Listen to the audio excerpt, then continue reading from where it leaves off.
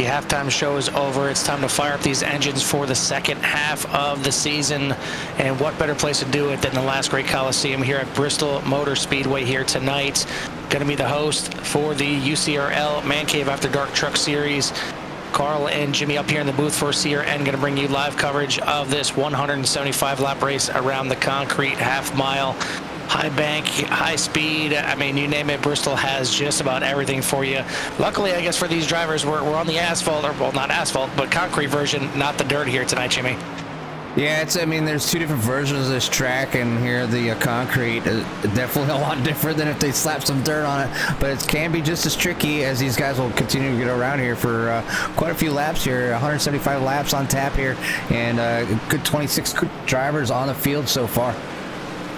Yeah, and one of those drivers, the man that's actually at the top of the boards right now in practice, is going to be our in-race reporter, and that is the driver of the 24, Andrew Ratcliffe. Andrew, sitting on top of the boards here, you picked out Bristol. You wanted Bristol as another race here for the in-race reporter. Clearly, you have a liking to it up there on top with a 16. Let me try that again. 14.645. So clearly, got a fast truck out there tonight. How's it feeling? Did a lot of testing on the race run earlier. It's tight to start in the center, but I do believe that as the night goes on, it will loosen up. I've been playing around with a little bit. I do like how it feels in the long run. It can get edgy, but don't anticipate me getting the pole. I mean, I'm first on the board, but I'm not good in I'm never ever good in qualifying trim. I mean, I can run that time in practice and can't replicate it in qualifying. So if I can qualify top 5, I'll take it as a pole, because qualifying is not my thing. Yeah, I was going to avoid bringing that up because it's just seeing you at the top of the boards. I mean, we've seen it in practice, like you said, but yeah, qualifying, haven't seen you up there, and it seems like you're always kind of having to work from at least, 5th, 6th, 7th on back to work your way up to the front. But you have been doing that quite a lot this year and have gotten to the lead a few times. And the last 3 times we've seen you out here with a 3rd, 4th, and 5th place finish. Didn't see you out here for Watkins Glen last week, but 3 top 5s in a row. It seems like it's clicking a little bit here towards the end of the first half. So what are you looking forward to in the second half? Yeah, I mean, here I've got a lot of experience here. I mean, if trucks ran here and when the NASCAR went to the playoffs, I ran these a lot. But I'm using that experience tonight. I mean, this is my favorite track on the entire sim. I love this track. It's fast. And tire management matters. Saving that right front tire matters, and I feel like I can keep up with anybody on the long run. Well, there's only a few drivers that I'd have to name so far this season that are kind of the best without a win, and you're certainly one of those drivers up there, if not on the top. So looking forward to seeing how you do out there tonight. I mean, regardless of where you qualify, I know you'll find a way to work through the field, and hopefully it's just kind of avoiding the other trucks out there. I mean, it seems like it's going to be possibly at least a 2-lane track out there. I'd love to say that, but I don't. In the short run, yes. Long run, no. The long run to the bottom is 100% the way to go, because unfortunately these trucks don't lose enough speed for that top to really come in. I mean, it may be you can run that top for a few laps, but it's going to kill your right front tire. All right, well, we will wish you luck, but before we let you go and get ready for qualifying, anybody want to send a shout out to or thanks to? Well, Scott, been on the league, and all the competitors out here. It's been a pretty clean league so far, and I'm looking forward to tonight. Hopefully some green runs, because I need those. Well, we wish you good luck in qualifying and in the race. If we get a chance, we'll bring in if there's a chance under caution if we don't have those green flag runs, and if not, maybe we'll see you up there in the podium and talk to you then. Yeah, hopefully victory lane tonight. But, there's a lot of really good guys out here. I mean, Grady's great, always great on the long run. I don't know if Jerry's in the field tonight. Is Jerry here? I don't see Jerry on the leaderboard, but no. He's normally good on the long run. Stouffer's always great on the long run. Little and Greathouse was really good at RP a few weeks ago. So, and Bouchard, always up there consistently. Yeah, it's kind of funny coming in here and looking at some of these practice results from time to time and seeing different names just all over the place. You see some of the fast guys towards the back, some of the guys that are normally backpack guys at the front. So not surprised to see your name up there, though. We know you got speed. You had speed this year, so just got to put it together and get that first W and maybe here tonight. Hopefully, we'll see. All right, well, wish you luck, and we'll throw you down there for now. All right, thank you. That your in-race reporter here tonight, the 24 of Andrew Ratcliffe, and yeah, I mean he's kind of had, I guess you want to consider an up and down season. I mean, through the first 10 races, he's got 5 top 5s, he's got 7 top 10s, so he's been up there. He's had his chances, but just not closing the deal quite yet. And we've seen 8 different drivers in the first half. 8 drivers out of 10 races win a race. So, I mean, it just goes to show you the depth of this league, let alone the fact that we had 17 different drivers in a top 5. So, I mean, there's a lot of different drivers that are, having a chance at that win if they don't have it yet. A lot of guys trying to get that second win. Only 2 drivers, Bouchard and Christopher, with 2 wins on the season, and they're not the points leader. The points leader coming in tonight is Grady Gherkin. He's been Mr. Consistency for the most part this season. A couple of missteps here and there, but he does come in with a 25-point lead over Christopher. Travis Bennett in third. Jeffers, Bouchard make up the top 5. West, Little, and actually Little and Ratcliffe tied for second. Tied for 7th. And then you got Bolster, Kirby rounding out your top 10 for the points. Looking at the team championship standings, Full Throttle been pretty dominant all season and still at the top of the boards, up there by about 550 points roughly over Midpack Motorsports. Turn and Burn in third. Black Magic, Sprunk International, Elite, Inca Salsa, and No Lift Motorsports round out your team championship field. But I mean, this is not a short race. We were a little confused last week with the fuel strategy. I think the fuel strategy is going to be pretty clear cut here tonight. You're really only going to need to pit once. It should be around 140 laps, roughly, maybe closer to 150, depending on how you're driving. So, these guys will be able to technically pit pretty early if they wanted to. If they got a caution around, say maybe lap 30, 40, and they wanted to pit and make that thing run to the end, you never know. I mean, that could be the big deal that you make. If you take that chance, pitting that early, get those tires, maybe goes green the rest of the way. If you have to pit under green here, you're going to be losing at least 1, probably even 2 laps, even if you're the leader. So it could very well come down to a strategy and how you manage those tires. These guys, as always, have 4 sets of tires, but I really doubt they want to be pitting at all under green, because it's going to get hairy, and it's just one little mistake by one driver could change the night's fortunes for yourself. Yeah, I don't think we're going to see many green flag pit stops because of the amount of laps that you can go down. And if they do, they might be thinking about the 2-tire pit stops. Because Andrew, I think, hit it right on the head. Managing the tires, these guys are able to go about 140 to 147 laps on a tank of fuel. That is a long time on a short track to burn that front right tire up. And I wouldn't be surprised if your spotter, if your in-game spotter is yelling at you to get that truck in here. But the fall off, depending on the fall off on the speed, you might have somebody come down and try to use them tires and make that time up. It can happen here. There's all kinds of pit strategies for this track, and depending on how well the drivers are running, if they feel comfortable coming in and losing those laps, and being able to short pit and maybe gain some head speed on if something happens. So I'm interested to see how this all plays out tonight. We've got about a minute left here. We got 20 drivers so far with lap times in. We got 1, 2, 3, 4, 5, 6, 7, 8, 9 more drivers still in the field that could put in times to complete the field here. But 29 drivers around Bristol, 1 mile track here under the lights. It's going to be fast, furious, and just a lot of fun to watch. But a good shout out to our sponsors tonight, George and Company here for the 175 as part of that Mid Sports Motor Club, and as they continue to gain points as a team here and support everything that the UCRL does, and along with the CRN, as we shook hands with UCRL to come on with the second half. And we do have some announcements for a little bit in a couple weeks for the viewers out there, and it's something to get the drivers to participate in, and something that we can give back to the community here as we get all the support from you guys. As we're only, last I checked, I think we were 7 subscribers away from that 300 mark for the year, but these guys are getting ready to race as they are finished with qualification. So I'm going to go ahead ahead and bring up the qualification standings here.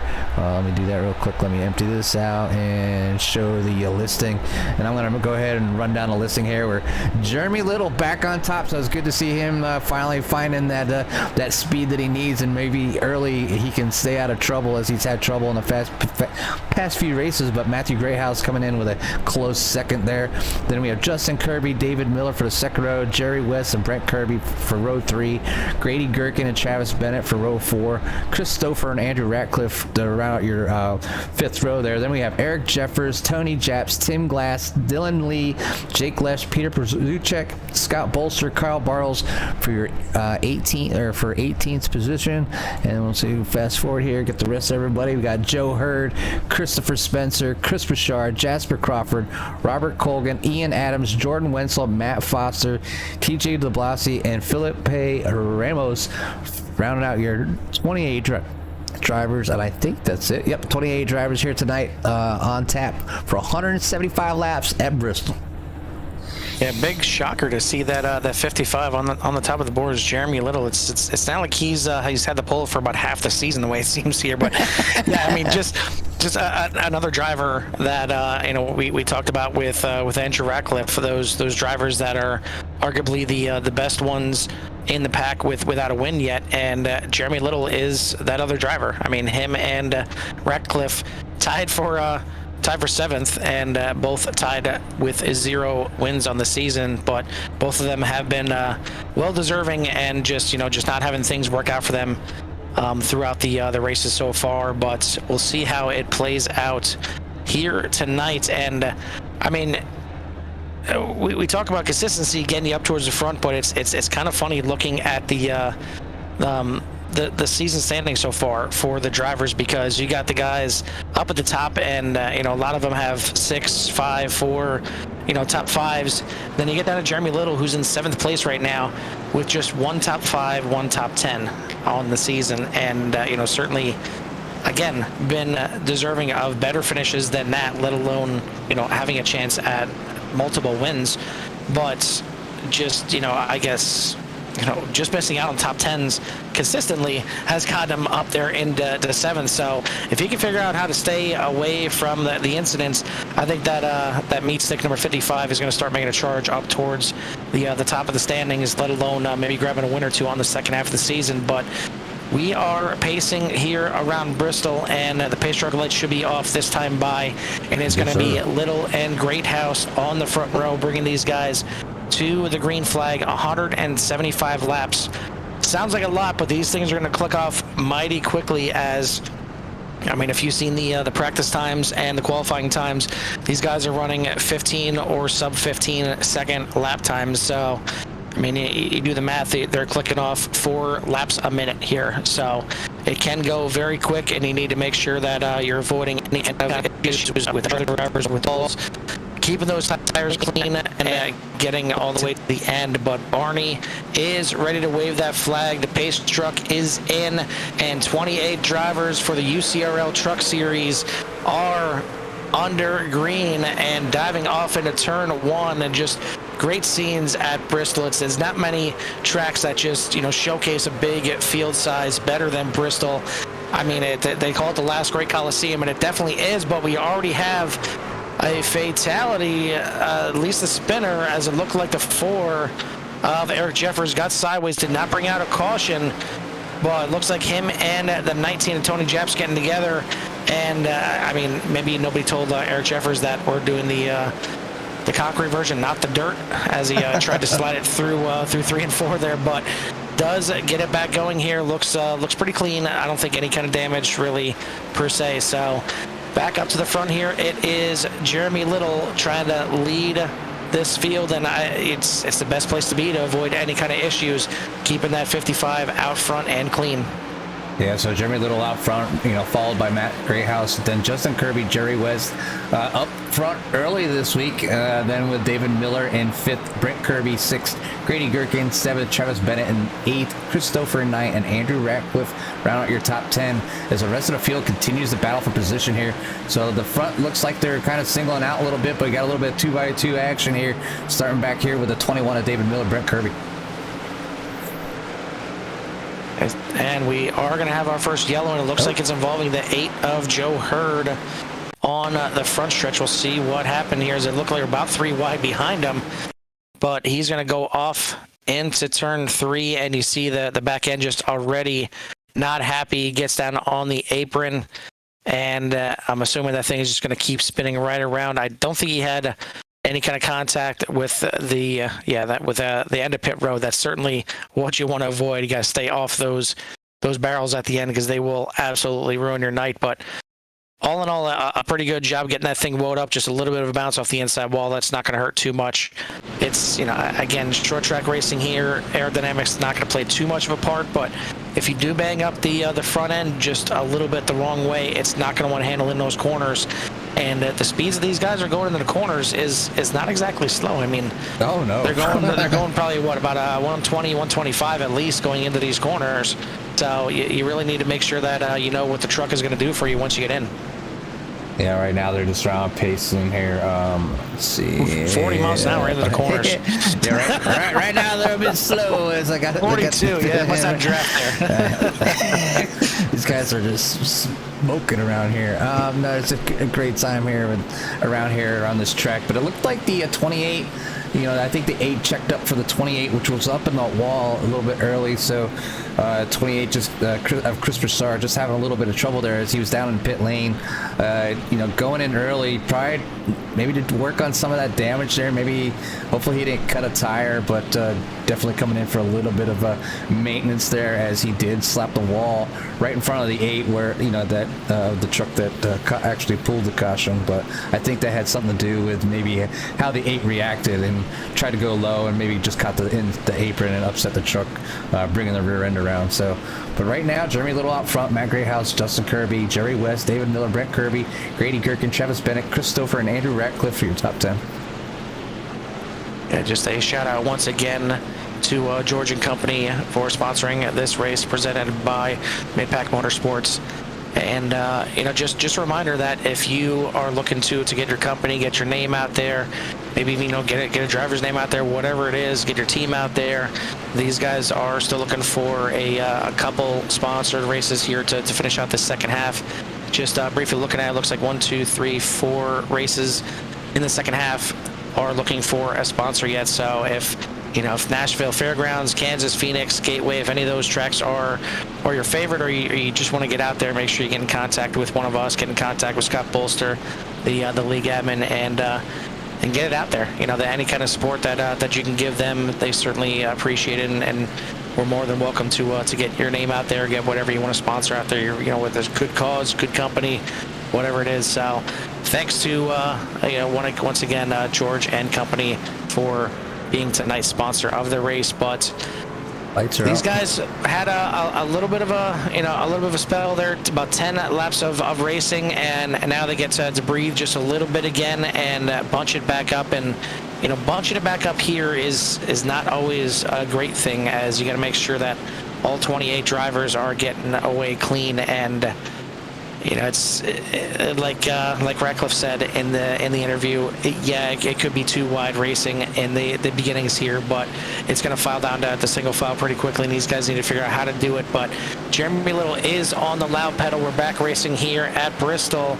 Gets a good clean restart there, gets out in front of Greathouse, who's trying to make a move on the outside, which is not close enough.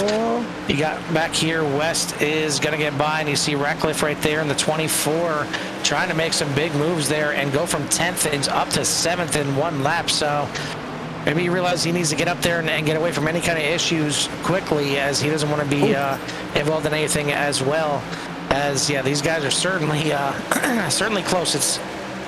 You see the track, it's 3-4 trucks wide possibly that you can get there, but when you're out there even too wide, it feels just absolutely tight, and it's scary, and you got to have a lot of trust in the guys around you. And I think these guys have that.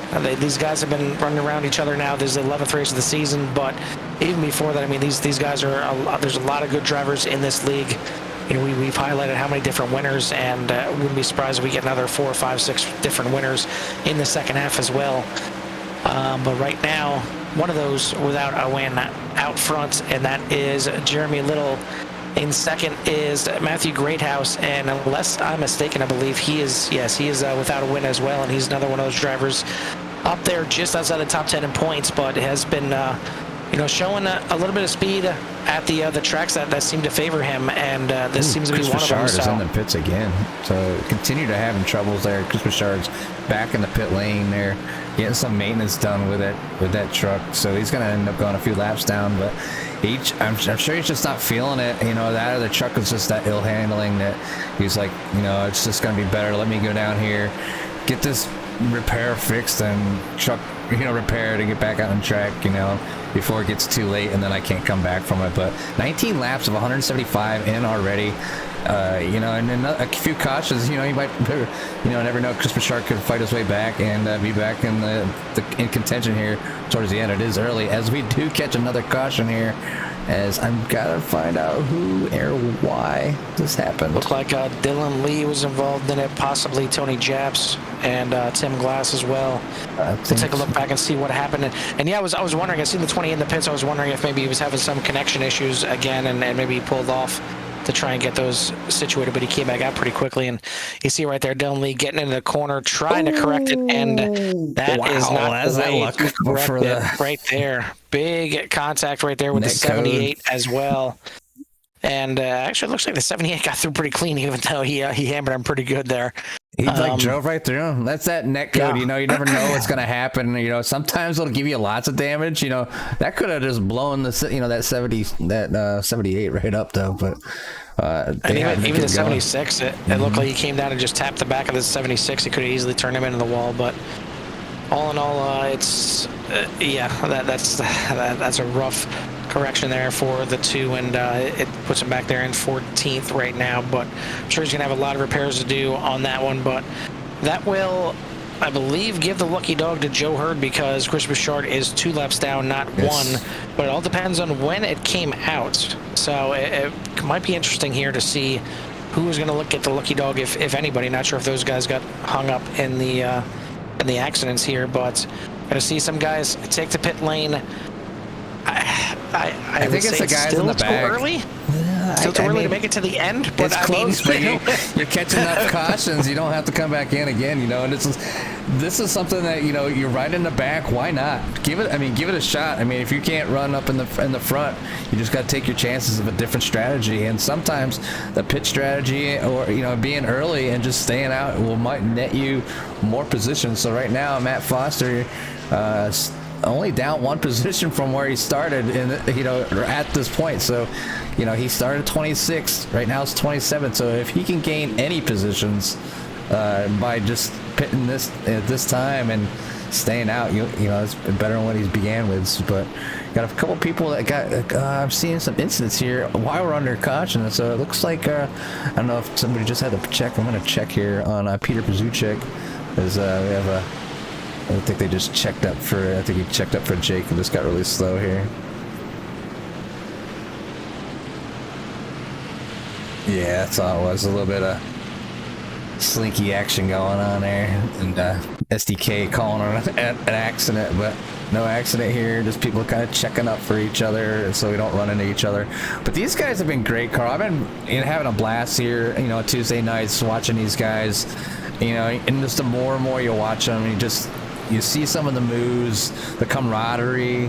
We're in their Discord, so we get to see them going at each other when each other messes up, and they get everything straightened back. But they're here every week. We're mid-season and still have 28 drivers on the track. This is just amazing. And I'm glad these guys continue to come out here and race every week. Well, that's the credit to Scott, for first and foremost for getting a good group of drivers in here. And from what I understand, these guys have been driving around each other for quite some time. It's not like this is their first season together, but yeah, it's listen. At the end of the race, you're going to be PO'd at one driver or another if you had a rough race, and if they're the reason you had a rough race, you're going to go at each other's throats. You're going to be mad because this driver did that or that driver did that, and some drivers keep it in, some drivers don't, and you're going to have the mixture of guys like that, but ultimately. The mark of a good league is go ahead, get that out, vent it out, and let's go ahead and get back to business next week. And that's what these guys have been doing all season so far. There hasn't been a lack of drama, shall we say, in the chat at times, but they squash the bugs, they get it out, they cover all their bases, and then they're back to racing once again the next week. So great to see, and yeah, great to see these car counts, especially, like I said, especially at Bristol. I love seeing big fields at Bristol as a fan and as a broadcaster. As a driver, hate it. It's just, you want to talk about a traffic jam, it's just, it's just guys are green. too much going on. Yeah, we're back here and talking about him on their caution, but yeah, we're back green here, and Jeremy Little once again out to the lead over Matthew Greathouse. Justin Kirby in third. West and Bennett make up your top 5. So good restart by these guys so far, but it seems like as they get about 10 laps in is when the truck starts getting a little bit squirrely. So hopefully these guys figure it out, but I think I spoke a little bit too soon. Ian Adams is going to bring out our third caution here, and surprise, surprise, it's on lap 30. So yeah, it just seems like around like every 10 laps is when that truck just wants to step out just a little bit, but doesn't look like too much damage to that 451 number 3 machine. So he'll get back caught up to the field, and we'll just go ahead and re-rack this. But yeah, I mean, we talked about it in the last caution. Can you make it? Now can you make it to the end? Possibly, but are you going to want to make those tires last all the way to the end? Can you make those tires last all the way to the end? The fuel, sure. Those tires, not going to be happy. Yeah, I mean, if this truck was getting loose, being that lighter fuel, I mean, maybe it'll tighten it up a little bit for them, and it just becomes more drivable as the fuel burns off. I'm sure some of these guys are getting a little, wall damage or scrapes or whatever like that, and obviously they're going to try to get that going back in here, but this is, works in Chris Bouchard's favor as he's 2 laps down, so he will snag one of those back here as Chris is in the white and blue truck tonight, that number 28. So hopefully he'll get one of his laps back, making him only 1 lap down to the field. Yeah, as he finally gets that lucky dog, and we'll go around on that high side. But Jeremy Little, Matt Greathouse, Justin Kirby, Jerry West, Travis Bennett, Chris Stouffer, Brent Kirby, Andrew Radcliffe. No change up front, but somebody on the move taking advantage of these cautions is TJ DeBlasi. He's up 18 spots, Carl. Yeah, that'll work. That's a pretty good start right there. So good job by the 78 there, moving his way up there. He was the one that I believe, unless I'm mistaken, he was the one that net coded through the 2. The 2 went absolutely spinning, but 78, not a scratch on that thing. So they really put that truck together solid, and maybe that's why that thing is handling so well. It's got a lot of downforce on the front end, but. Do want to send a shout out to our other broadcasters here tonight, broadcasting over there in the Core Arca Menards series, as those guys are in the playoffs right now, running at the Las Vegas Motor Speedway, and some really good racing over there. Those guys have been putting on a great show all season as well. So make sure you check them out, and you use them maybe as a little appetizer for the night here on Tuesday nights, as those guys start up at about 9:30, so about a half hour before these guys. Still racing out there. Looks like they got about 15 laps to go in their race, but they've been putting on good shows all season long. Started off with double headers in the beginning of the season, then once it got to the playoffs, it was single races and longer races. But all in all, it's some really good racing out there. Some good commentating, obviously, as well from our 2 broadcasters, which have been Dylan and for the most part Ricky Gonzalez for much of the season. I believe Aviv Ishvastam popped in for a couple of broadcasts here and there, but it's mostly been Dylan and Ricky holding down the show. So definitely want to give a shout out to those guys, and thanks for them for being in the CRN family and getting it done. But we are doubling up here once again and getting ready to go green once again here at the Bristol Motor Speedway and the Man Cave After Dark Truck Series, and it's still Jeremy Little, Matthew Greathouse out front. But we do see some guys starting to move up there. As you see, Jerry West is now on the 2nd row. He is going to be starting in 4th. But the top 3 have remained the same the entire race. It has been Little, Greathouse, and Kirby up front, and Little will have the first dibs on getting back on that lap pedal once again. The pace truck gonna dive down hard off that banking up there, and Jeremy Little gonna jump on that loud pedal hard. Back green flag racing here at Bristol. Little gonna clear the field and get out there as Greathouse going to try and latch onto the back once again. Good battle here for third as Jerry West trying to get it done on the outside of Justin Kirby, and actually getting held up a little bit as both of those guys catch up to Greathouse now.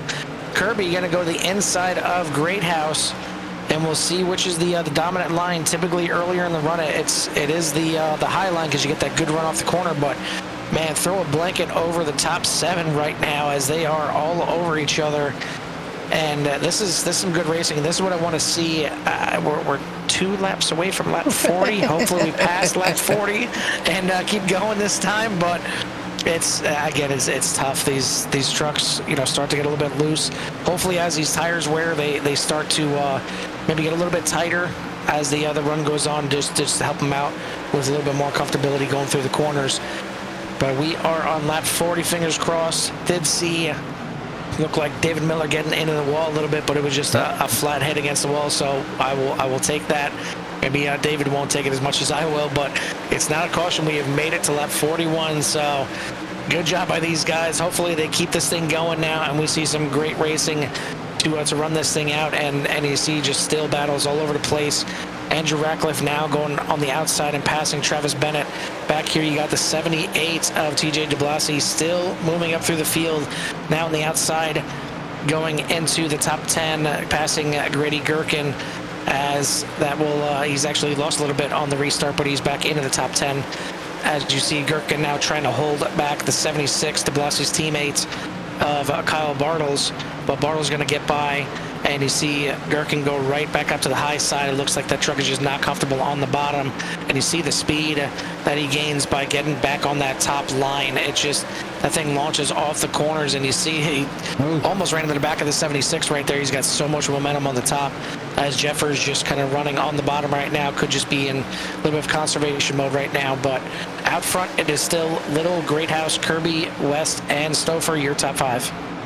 Yeah, these guys out front, especially Jeremy, he's just got to be nice and smooth and try to string this out, as the guys in the behind him are trying to save tires so he doesn't get Jeremy doesn't get too much of a lead. Greathouse always been there for most of these races, looking for a win himself. The 58 of Justin Kirby trying to get around Greathouse. Touches the back of the 51. The 51 starting to go around, not looking good for Greathouse here as he's sliding back as he got an accident here.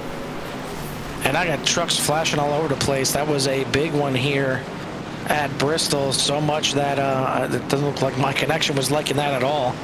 Yeah, a lot there was going on, as I'm going to try to, again, there's a lot of people involved here as it started.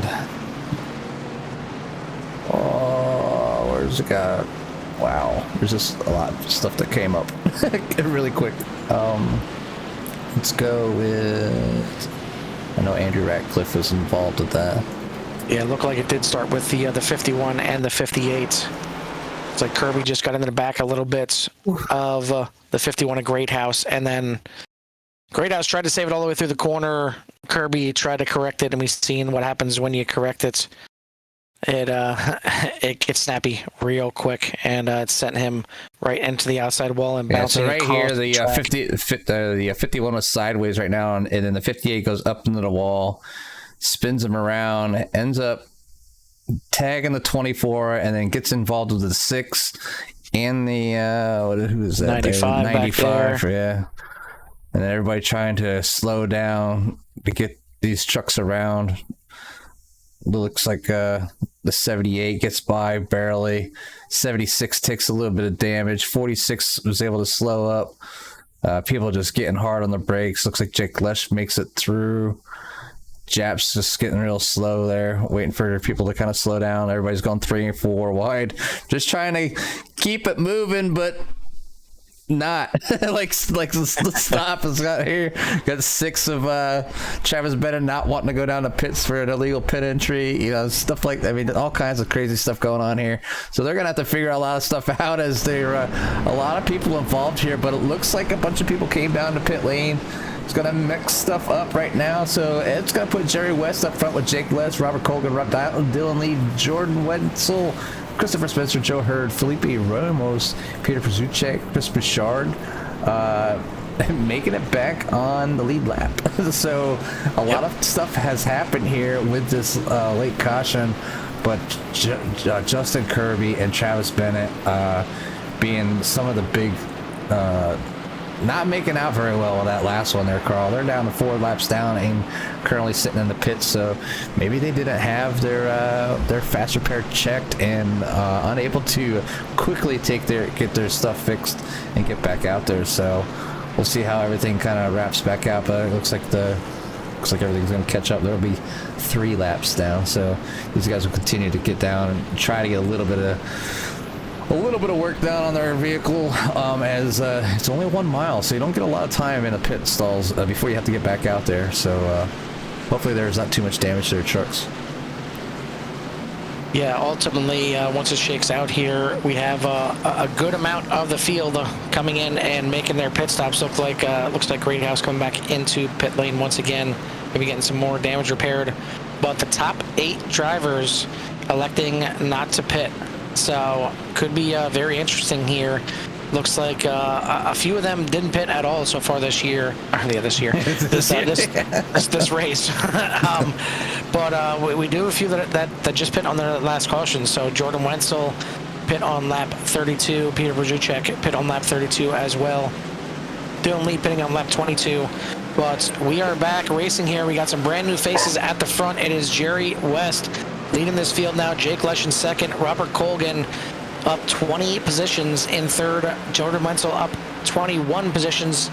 But we have another caution, and it looks like again it involves the 6 of Travis Bennett. Looks like also the 32 of Matt Foster. So we'll see what exactly happened here. And wow, look at that net code. That is the biggest net code I think I've ever seen, Jimmy. I mean, that was about a truck in between those guys. That was horrible. I mean, I know my system was flashing a little bit on that last one, but maybe it's not my system, maybe it's a server, because that was absolutely horrible. I mean, you want a good example of what netcode is right there and how it can ruin somebody's race? I mean, right there. That is just look horrible. How far. That was not even close. Almost a full truck in between the 28 and the 32. So you can't blame that on, any kind of connection issues if the 28 still having connection issues. That was absolutely horrible, and I feel bad for the 32 and the 6 on that, and the 28 for that matter. Even if he got any damage, that was terrible. And it is what it is. I mean, there's nothing really that we can do about it. You kind of roll the dice when you get on to online racing, whether you have a good connection or not, whether everybody else on the track has a good connection or not, whether the server's having issues that night or not. A lot of different factors in the race here, but it's all going to pan out right now as we are past lap 50, and it is Jerry West out front, Jake Lesh in second, Colgan, Wenzel, and Lee round out your top 5. Spencer Hurd, Ramos, and Porzuchek, and then Little rounding out your top 10. As I don't really want to say it, but now Jeremy Little is back there in traffic, and we've seen this multiple times here this season. We've seen Little have the pole. We've seen him run out front for quite a bit, and then that first pit stop happens. He gets back mid-pack, right around top 10, and the drive back through the field is what ends up killing him, and it's not necessarily his fault. Most of the time it's just getting caught up in things. So fingers crossed that doesn't happen here tonight for one of the drivers here for the sponsor of the race, for Midpack Motorsports, and hopefully they can knock down a good finish here from Jeremy Little. But we are about to double these trucks back up here. We'll get the standings up here once again here in a second. As not sure if we're having. There we go. Yeah. Again, it is going to be West, Lesh, Colgan, Wenzel, Lee, your top 5. Spencer, Herder, Ramos, Prozuchek, and Little, your top 10. Then we got Brent Kirby, Stouffer, Miller, DeBlasi, Ratcliffe, and Jeffers, your top 16. Adams, Jeps, Bolster, and Gherkin round out your top 20. We are doubling it up once again. Pace truck lights are out. Jerry West is going to be the control truck. And we're about to go racing once again. Going to complete lap 57 this time by. So still over 100 laps left in this race. Anything can happen. Strategy is certainly going to come into play, as a lot of these guys have technically made their one and only necessary pit stop when it comes to fuel. But I'm sure tires are going to play a big part, as look like the pace truck trying to take out Jerry West there as he goes into the pits. But we are back racing, and not exactly a great restart from West right there, as Lesh able to hang with him going into turn 1.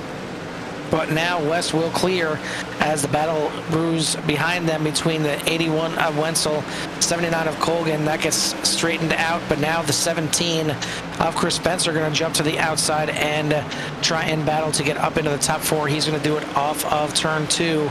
Dylan Lee trying to get back in the mix here and get up into the top 5, as he is right behind Robert Colgan right now. And then looking back, it looks like Jeremy Little up to 9th place and now 8th, as he is on the inside of the 37 of Ramos. Stouffer right there behind him, trying to run up there with him as DeBlasi dives it into the corner right there. But now it's going to get hung up and basically picked by the 95 there on the bottom of Brent Kirby. Ooh. Now going to look to almost make it 3 wide, but thinks a little bit better of it and backs out. But that 78 is certainly a fast truck there tonight. So not sure if he had any issues during qualifying. Obviously starting at the back there in 27th, but right up to the back edge of the top 10, sitting in 11th right now. And these guys hopefully now have gotten all the bugs out and can get back going here. But it looks like they just want to get racy here, right off the bat. Already almost Jackson, 3 wide. Peter Prozuchek. Prozuchek sliding sideways, gonna save it. Got very close right there, coming back up on the track. Wow, no yellow for that. No caution. We will keep going here, and Peter was not exactly looking to get too crazy here tonight, as he put in the chat, as you guys can see. Don't expect much from me here tonight. Just going to be cautious. And I'm guessing he maybe got a little foggy here. I'm going to say great save. Whether it be cautious or not, that was something. I mean, the caution didn't come out, and it probably, might not have warranted a caution here, as these guys use iRacing cautions, but he was able to do basically a 360, get back on the track, down on the apron, and back up and join the traffic. He fell back a little bit, but at least he's still on a lead lap. Jerry West is going to be, should be able to track him down here. But he's all that clean room. Jerry West is pulling out just a slight lead by 0.6 seconds over Jordan Wenzel, and then Jake Lesh not too far behind. Ooh, and we will have another caution. Looks like a big one on the backstretch among the 13. Looks like the 8s. We'll see who all was involved, and I see that 55. I'm hoping that's not any kind of the cause here.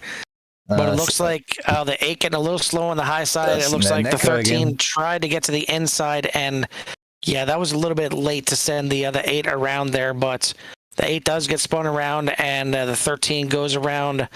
24 looks like he's going to get tagged a little bit. The 78 de Blasi goes around. The 3, not much room to go.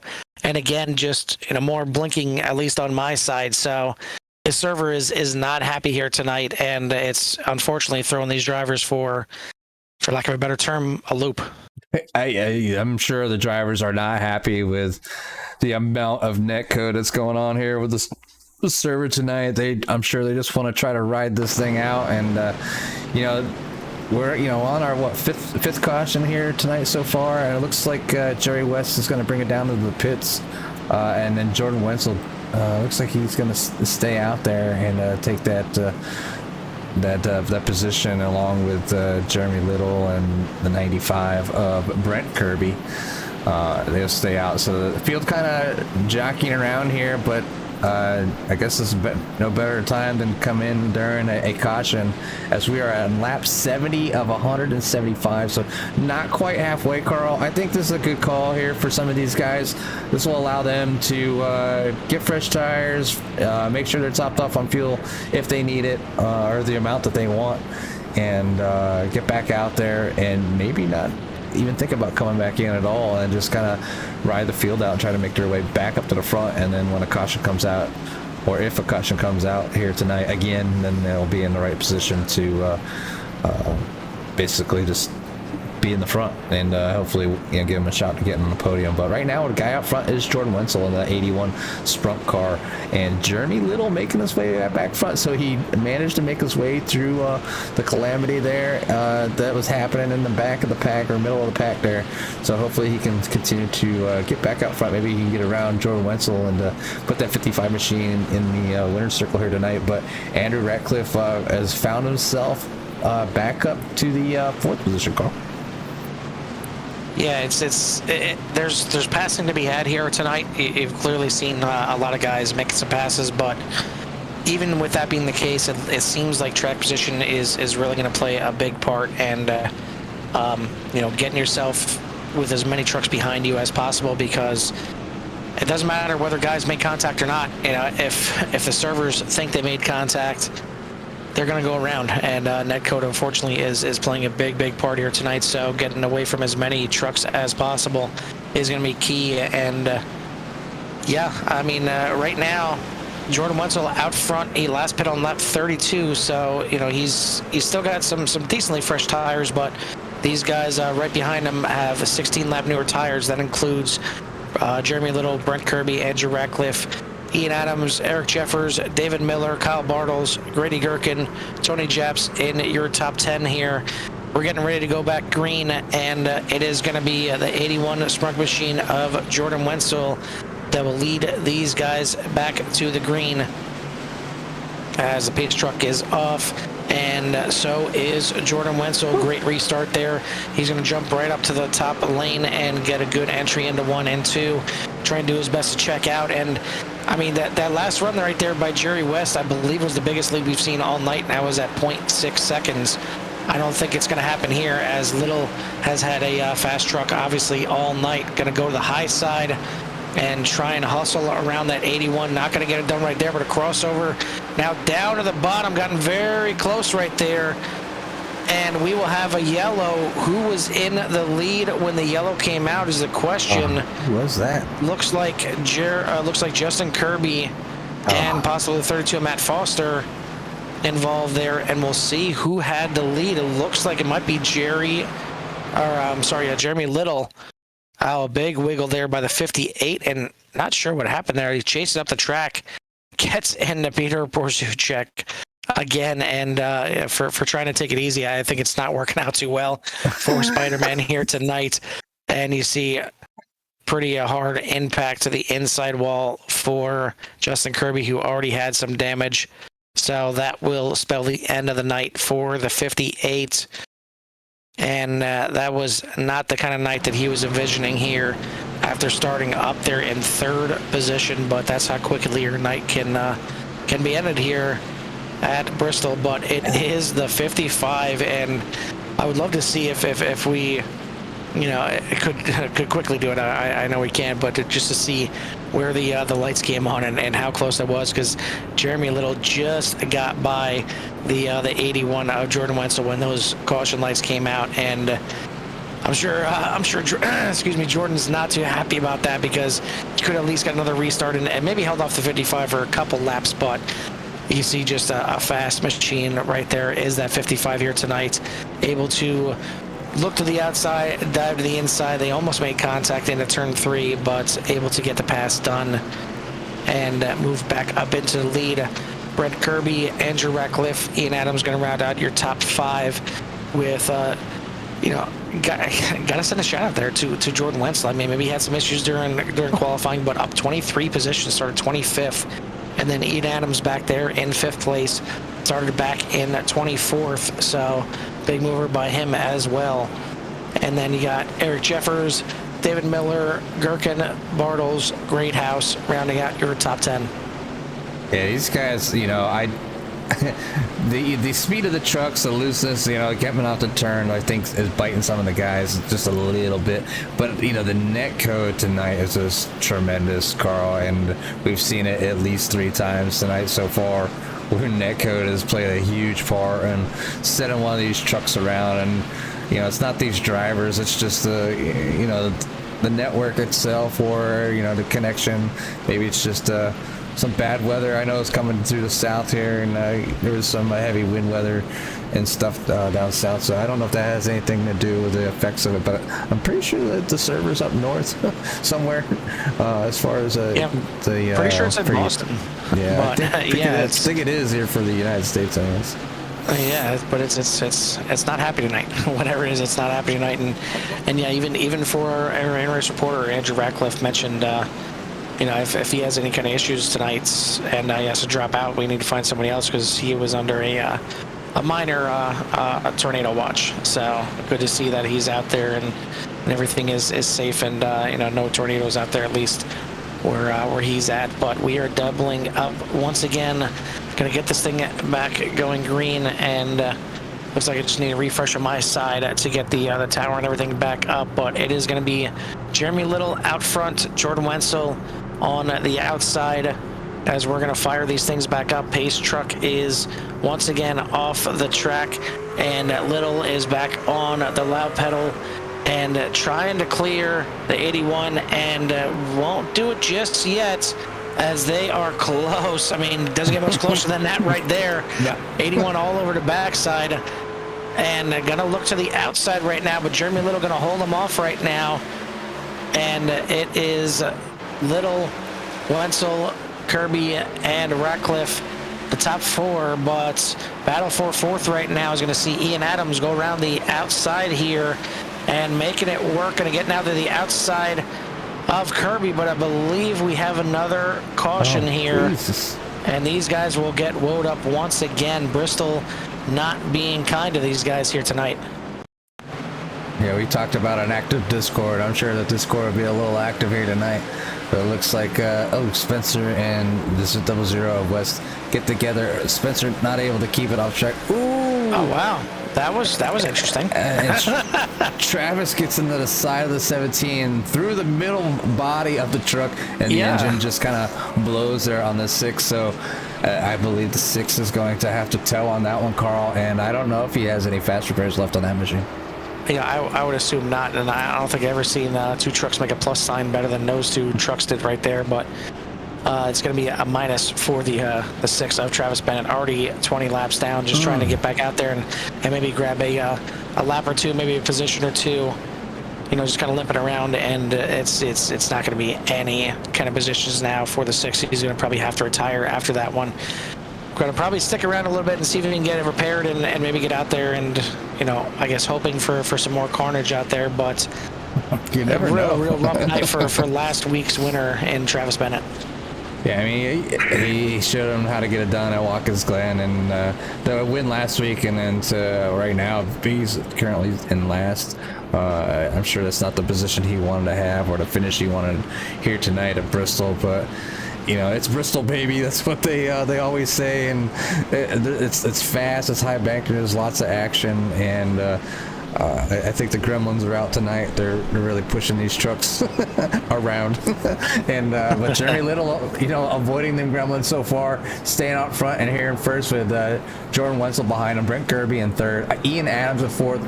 Andrew Ratcliffe in 5th, Eric Jeffers 6th, Grady Gherkin in 7th, David Miller in 8th, Matthew Greathouse in 9th, Carl Bartles up to 10th, and then for 11th you have Tony Japp, Scott Bolster, Jake Lesh, Chris Bouchard, Robert Colgan, Chris Stouffer, Jerry West, Dylan Lee, Peter Pazuchek, Tim Glass round out your top 20, and then back there you have Felipe Ramos, Tim Glass, Jasper Crawford, Christopher Spencer, TJ DeBlassi, Justin Kirby, Matt Foster, and Travis Bennett wrapping up your 28 truck field here tonight. But the lights are still on. I believe they still have 2 laps to go. Yep, the lights are going to remain on, so they got at least 2 more laps to go around here at Bristol. We are 86 laps of this 175 laps, so almost halfway, Carl.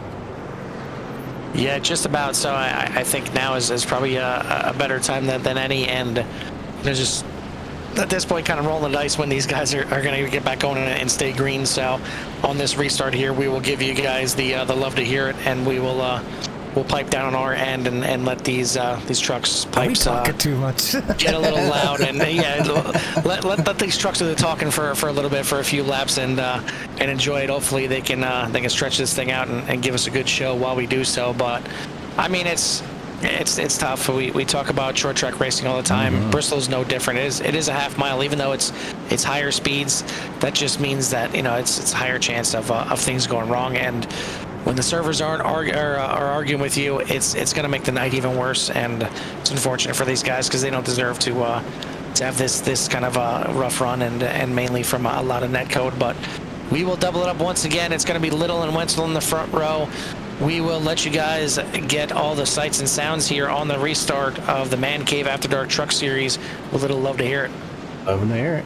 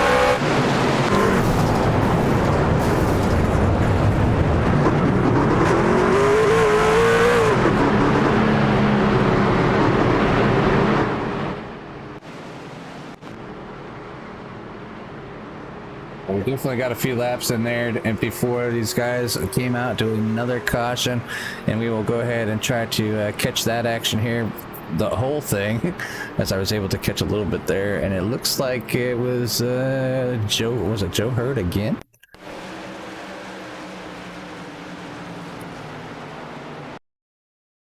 Tell me it wasn't the same amount of netcode. Now it looks like on the inside, it's going to be the 32, or actually the 37 of Felipe Ramos. And wow, no, never mind. I mean, there's some more corners, so not sure. Yeah, it was up in front of him. So I clicked on Chris Bouchard. Maybe not the best of trucks to. Probably not. So maybe Matthew Greathouse up there. Yeah, it looks like. Or the 76. Yeah, let's see if I can. Looks like the 76 having to lock it up because the 4 was into the wall. Actually, the 81 is already turned around as well. So maybe checking on the 81 as we try and bring this replay back one more time and see what the initial cause of the caution was. 81 and 21 getting involved together for sure. But yeah, there's just a lot of action here, and not the good kind here. As looks like the 95 getting to the back of the 81. A little bit of net code there, but it was certainly close. 21 really nowhere to go. Gets in the back of the 81 as the 81 and 95 both spin. 4 gets involved.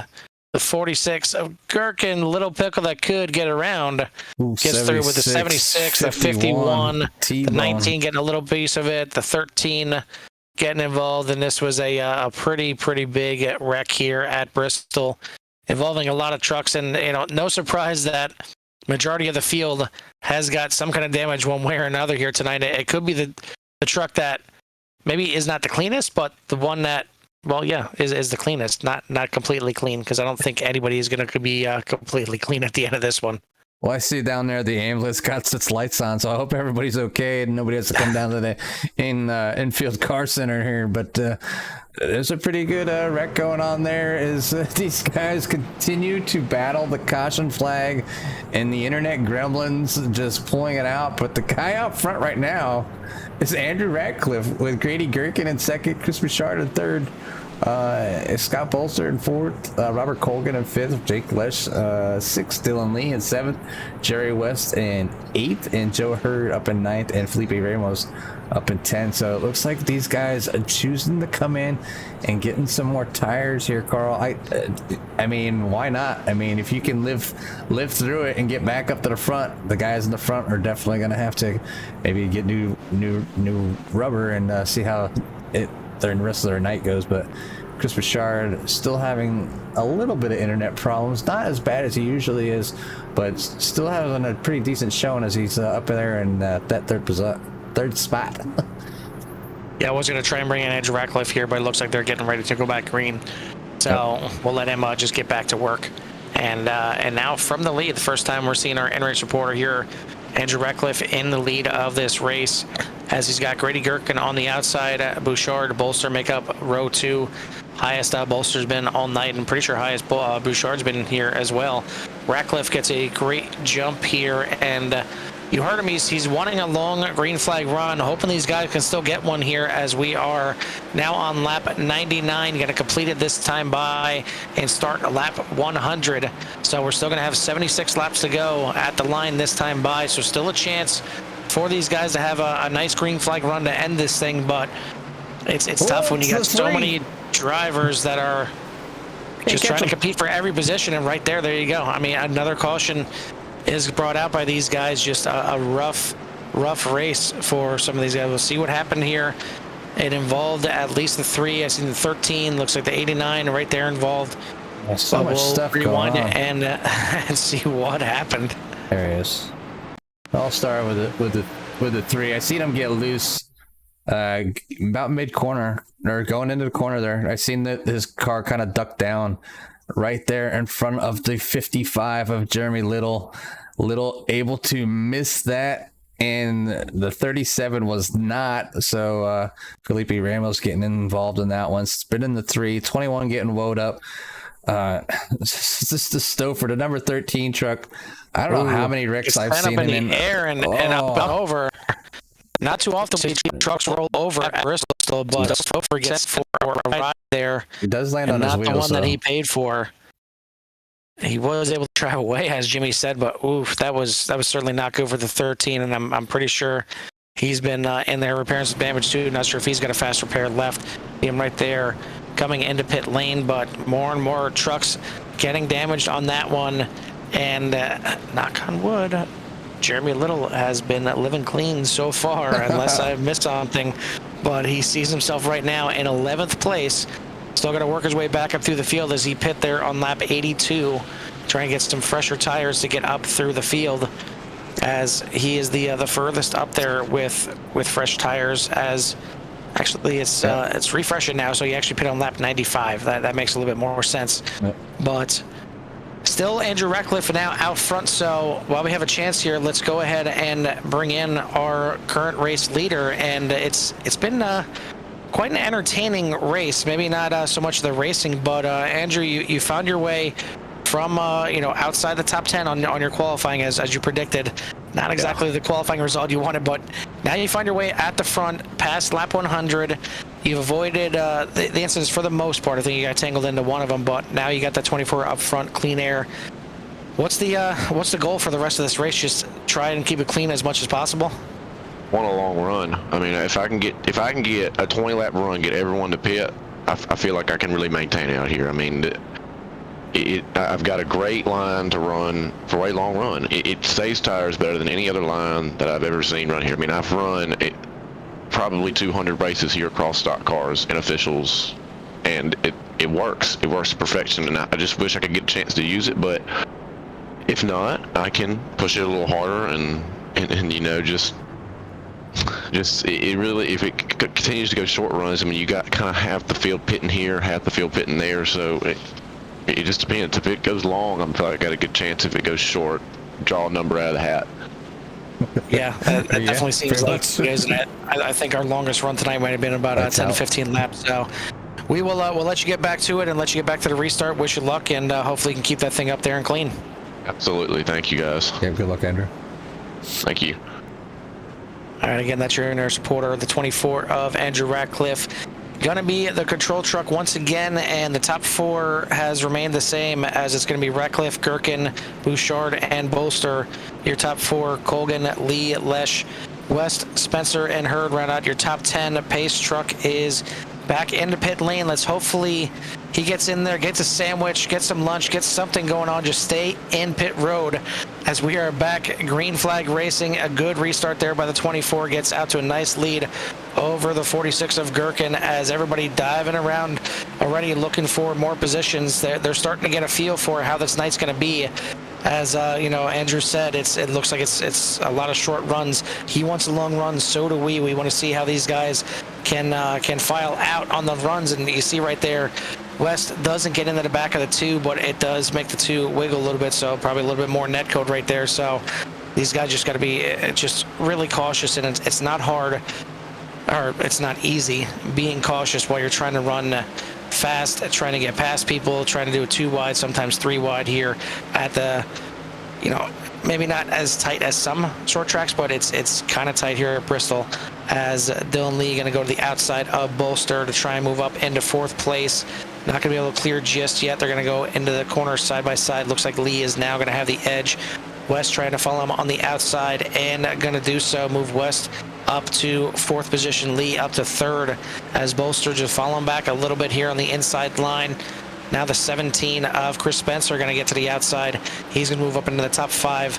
And Joe Hurd right behind. He's going to try and move past Bolster as well. So those older tires for Bolster, last pit on lap 48, are now starting to do some damage to his standings here as he starts to fall back. As do we have yet another issue? Looks like he was able to save it, so we will stay green here. And we have our biggest lead of the race, as Andrew Ratcliffe has finally, for a second there, a brief second, no pun intended, got out to a second lead over Grady Gherkin. And even Gherkin has stretched out a lead over Dylan Lee by about a second, as Lee and West now go to battle for the 3rd position. And Spencer right there trying to get into the mix of this thing as... Uh-oh. Don't lose your Carl. Hold on. I think I have lost Carl here on...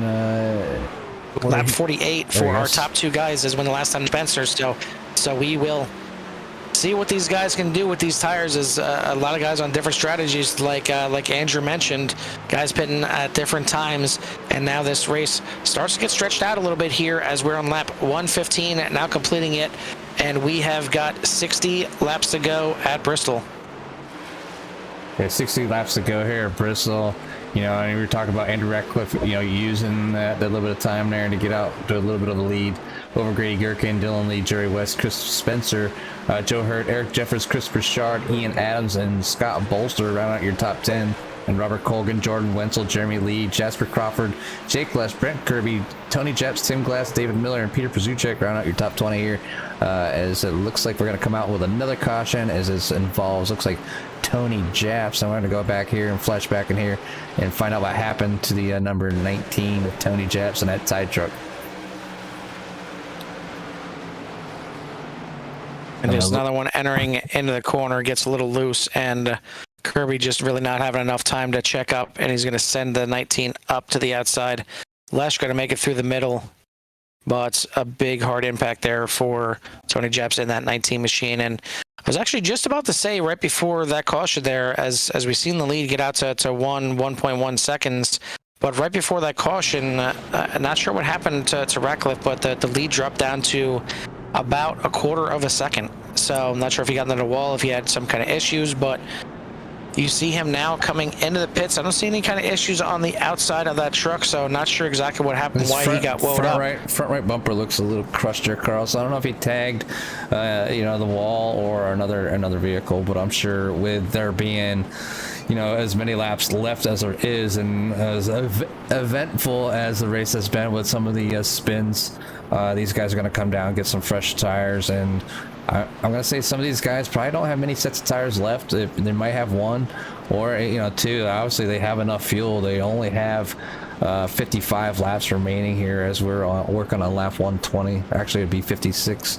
So, but everybody's in right now. That's going to put Grady Gherkin back up front with Chris Spencer, Eric Jeffers, Ian Adams, Jeremy Little, and Tim Glass all staying out to take your top 6. Peter Przuchek obviously going to be out there too. He's back up to 7th place. Andrew Ratcliffe coming back out in 8th on those brand new tires. So, but Grady Gherkin, lap 48, and your points leader, trying to salvage and get a good finish here tonight to maintain that points lead in the championship. They did a pretty good job, checking out on some drivers that had newer tires than him on that last run. Now they're going to have extremely newer tires coming from 6th place on back, let alone from 3rd on back there with Jeffers, Adams, and Little pitting on lap 95. But yeah, it looks like it's going to be one of those where who pits when, and track position is going to determine this race winner here tonight. But it's gotten to the point, even by lap 80, it's been to the point where you don't need to come in for fuel. So if you're coming to the pits, you're only coming in because you're taking tires. So you see a lot of repairs. These guys are just doing a great job, though. I mean, it's been eventful, and I know a lot of drivers don't like cautions, but there's still quite a bit of racing left, and there's still a little bit of a chess match going on. I think, as you can see, who's pitting when, and when did you last take tires, or did you just go in to get some repairs done, or did you really take tires? So I don't know who's got what tires left. That's one thing that SDK will not show us, how many the tires are remaining for these guys. But Grady Gherkin's up front. Last time he was in the pits was lap 48, Carl. We'll see what he can do here on the restart. We'll take a look here, see if the pace truck lights are out. Looks like they're still on. Not really sure. He's right behind the... okay, he was right behind the tower there. So the lights are off. We're going to see him make that left-hand turn into pit road once again.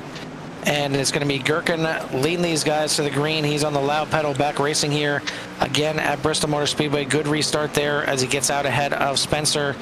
And he's got a big run now by Spencer as he looks to try and take the lead in the turn 3, and he's going to do so. Spencer to the lead, new leader here. Looks like Tim Glass up there on the wall. They will keep it 3 wide, but keep it safe for the time being. But I wouldn't do that for too long, as it's a little sketchy 2 wide, let alone 3 wide. But they straighten it out here. It is Spencer, Adams, the 0-0 and the water down there. So Jerry West taking a wreck. Jerry West, and it looked like Eric Jeffers as well involved in that. And just as Barry comes in and says, can Jerry West get up there? He did, but then unfortunately... Oh, Eric Jeffers was loose in front of him if you look on the screen right now. Yeah, so, he gets involved in it, and it looks like right there, Grady Gherkin had to do everything he could to avoid it. But once again, if you look at the very bottom of your screen, you see Jeremy Little ahead of the incident once again. So... maybe he's got a little rabbit's foot that he's driving with tonight, because he's been lucky where these incidents have been happening, and it's moved him back up into the top 5. Not so much for the 00 Jerry West or the 4 of losing here, the 4 of Eric Jeffers. I mean, I wish there was a stat to see how many trucks have been injured at one point or another in this race, because I'm pretty sure it's probably about 26 of the 28 trucks out there at least. What I can do is go here and go to my, and I could show everybody. I believe I have my chase cam, my far chase. Is it my chase cam? No, my far chase cam. I have set up to look at the trucks. So this, Christopher Spencer's truck looks fairly clean. And then you have Ian Adams here. He's got left damage. He's got rear damage. Andrew Ratcliffe has front right damage. Jeremy Little, it looks good from the left side, but it looks like he has a little bit of damage on the right side rear. Dylan Lee in the number 2 there. He has a right front damage on the front bumper. Chris Bouchard, his truck looks clean at the moment. Joe Hurd, He's got some right side damage as well. Robert Colgan, his truck looks actually pretty clean. That's 79. Scott Bolster, that Scooby-Doo machine, looking pretty good there. And ninth position. Jordan Wenzel, he's got left damage down the side of the truck, a little bit of rear damage as well. Jake Lesh, his truck's overall in pretty decent shape. Looks like he has some right rear damage and maybe a scrape on the right front. Peter Pursuchek having fun tonight with that Spider-Man truck, getting in some incidents, has left damage in the front, right damage in the rear. Tony Japs is finding a new way to try to maybe bounce some of them tide marks out of there. He's got damage all the way around his car. Jerry West must have took a fast repair after hitting them water barrels, because his truck looks like it's brand new. See, David Miller, he's got heavy front end damage and rear damage on that machine. The 28 or the 18 of Tim Glass, he's got some pretty bad damage. Brent Kirby, heavy front damage, probably from T-bone and somebody sliding down in front of him. Felipe Ramos, he's got left damage, a little bit of right rear damage. Eric Jeffers down on the pits getting his truck worked on. You can see it moving around a little bit. And then some of these guys that are laps down here, you got Matt Grayhouse, good damage. And there is, I don't know, but maybe one car, Carl, that doesn't have damage. I think that's only because of the fast repair. Yeah, and that's what I was just going to get to, is some of those guys where you said they look like they have a clean truck could have absolutely been a fast repair, because I feel like just about everybody's gotten involved in something here tonight. But new leader out front is going to be Christopher Spencer, and he's going to have Ian Adams on the outside. That three's certainly been through the wash a little bit here tonight. We got our in-race reporter in third with those newer tires of Andrew Ratcliffe. In fourth is going to be Jeremy Little. Obviously a fast truck out here tonight, finding its way back up into the top five once again. Dylan Lee in fifth, Chris Bouchard in sixth. Then you got Joe Hurd, Robert Colgan, Scott Bolster, Jordan Wenzel, all ready to fire off once again. That is your top 10. And it is Chris Spencer on the loud pedal, back racing here at Bristol. Great restart there on the inside from Ratcliffe, as he's going to dive it down on the inside of the three. And those fresh tires are paying dividends, maybe a little bit too much, as he gets right up to the back bumper of the 17. Now going to dip it down to the inside, try and make the move for the lead side by side. Give it to Ratcliffe that time by. Still working on him, trying to get around, get clear. Not going to do it just yet. Still at the back bumper is the 17, but now Ratcliffe going to send it in. A little bit of a slide job crossover from the 17, but the outside line going to give it to Ratcliffe. Spencer going to fall into second. In third place is Ian Adams. Jeremy Little there in fourth. Dylan Lee in fifth. Good battling on the restart there. As you see right behind, Chris Bouchard is going to get around Robert Colgan and move up into the sixth position. But Colgan trying to put the work in on the bottom line. Not going to happen just yet. Right behind them is Joe Hurd there in eighth place. Jordan Wenzel diving down to the bottom, trying to get the 81 Sprunk machine back to the front as well. But good battling there, and good job getting back to the lead for our in-race reporter, Andrew Ratcliffe, the 55. He got down in that apron, got a little loose, and everybody was able to just get by him. Is there too wide? Get into Joe Hurd a little bit there, as you just couldn't get off him. And now the 89 comes flying up onto the track. That was a little sketchy right there as well, but these guys sorted out one way or another and keep this thing back going. That is Jasper Crawford in the 89 on the outside of the 00 of Jerry West. Yeah, as West tries to make his way back up to the front. He's up in that 89 truck there. He got down that apron there and was able to come up. But Jasper's having a pretty decent run tonight. He's up 12 spots, Carl. A lot of the guys that are up in the front are up 18, 20 spots. Ian Adams up 20, 21 spots as he just takes over that third position, fighting back and forth with Dylan Lee there. So a lot of the guys who are in the back are finding themselves up front. Big slide there from Jerry West. Not sure if you've seen that, as he's still fighting that truck. The truck is not happy. It's one of those cars where you get the tires hot just a little bit, and it takes a few laps to get them cool back down. Looks like he's got it back under control right now. But that thing was not happy off of turn 4, and certainly not happy going into turn 1. But Jerry West able to wrangle it back in. But we do have another caution, as it is the 79 of Robert Colgan involved. We'll take a look and see what has happened, as he's going to get up the track, and not sure if the 81 gets into him. it was certainly close. I mean, I can't really call that one netcode. It looked like it was the 81 of Wenzel getting into the back of Colgan just a little bit, sends him around, and then I guess make sure to send him around a little bit harder to try and straighten him out. But Colgan going to get sent around there, and that was a shame as we've seen him up there and pretty high into the top 10 there, and been up there for a lot of the race as well. But he gets sent around here, and we'll have another caution to bring these guys back together, and we'll see if anybody elects to go into the pits once again, as it's going to be Ratcliffe, Spencer, Lee, Adams, and Wenzel, your top 5, as Chris Spencer electing to go into the pits, as is Jerry West and Jake Lesh. But other than that, the rest of your top 12 are going to stay out. So very interesting here to see how this thing is going to play out. Again, just might need a refresher here to get the information back up for me, but that is going to bring Dylan Lee up to second place, Ian Adams in third, Jordan Wenzel in fourth, Chris Bouchard in 5th place when we restart this thing. And we are starting to now finally get to the end here. We're going to have about 30 or so laps to go, maybe just under 30 laps when we get this thing fired off.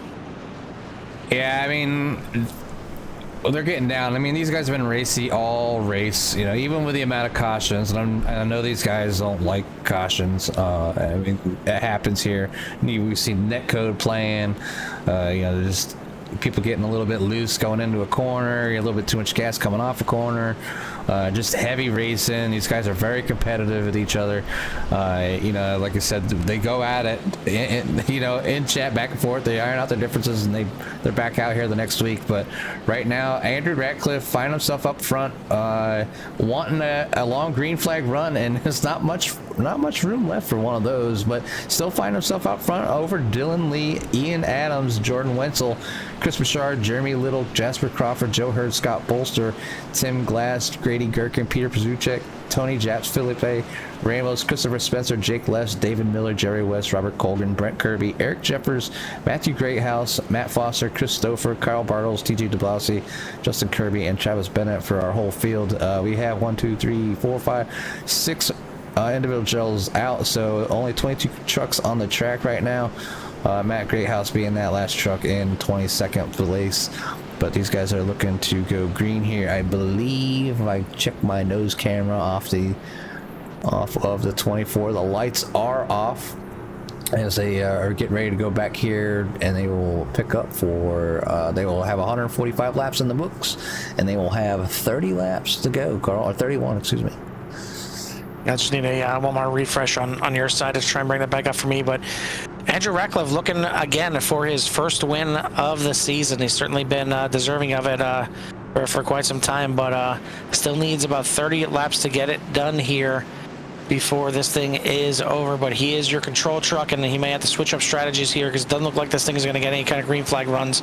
He may have to go aggressive, and he is aggressive on the restart right here. Big jump by the 24. The 3 is actually going to follow him in there. So moving Adams up into second place over Dylan Lee, as Jordan Wenzel going to jump into 4th place as well. Jeremy Little right back there in 5th place, as these guys are back grooving once again. Hopefully we can keep this thing green this time and get this thing to the end.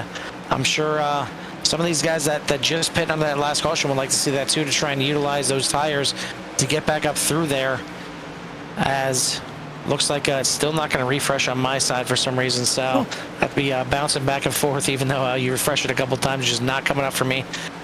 But very close racing back there, as the 17 of Spencer and 19 of Japs almost get together, but they do keep it back going, as we're looking at the battle towards the back end of the top 10 right now, as you're looking at Jake Lesh in 10th place, but he's got 3-4 guys in front of him, 3-4 guys behind him.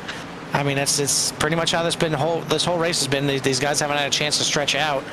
There's been caution after caution, so everybody's been on top of each other the entire race, and if guys aren't getting into each other, it's been netcode causing it. But so far, so wow, that was a weird accident. To Robert Colgan, big incident there once again, and that's going to bring out another caution here late in the race. And we're only going to have about 20 to go on this restart, as it looks like the 17 maybe got a little bit loose on the inside, tried to chase it up the track a little bit, but the 79 was already on the outside.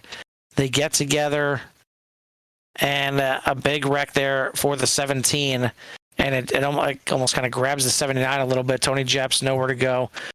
Looks like Jerry West drove underneath the 79, so I think he's still going to be clean, but they need a clean pair of shorts after that one.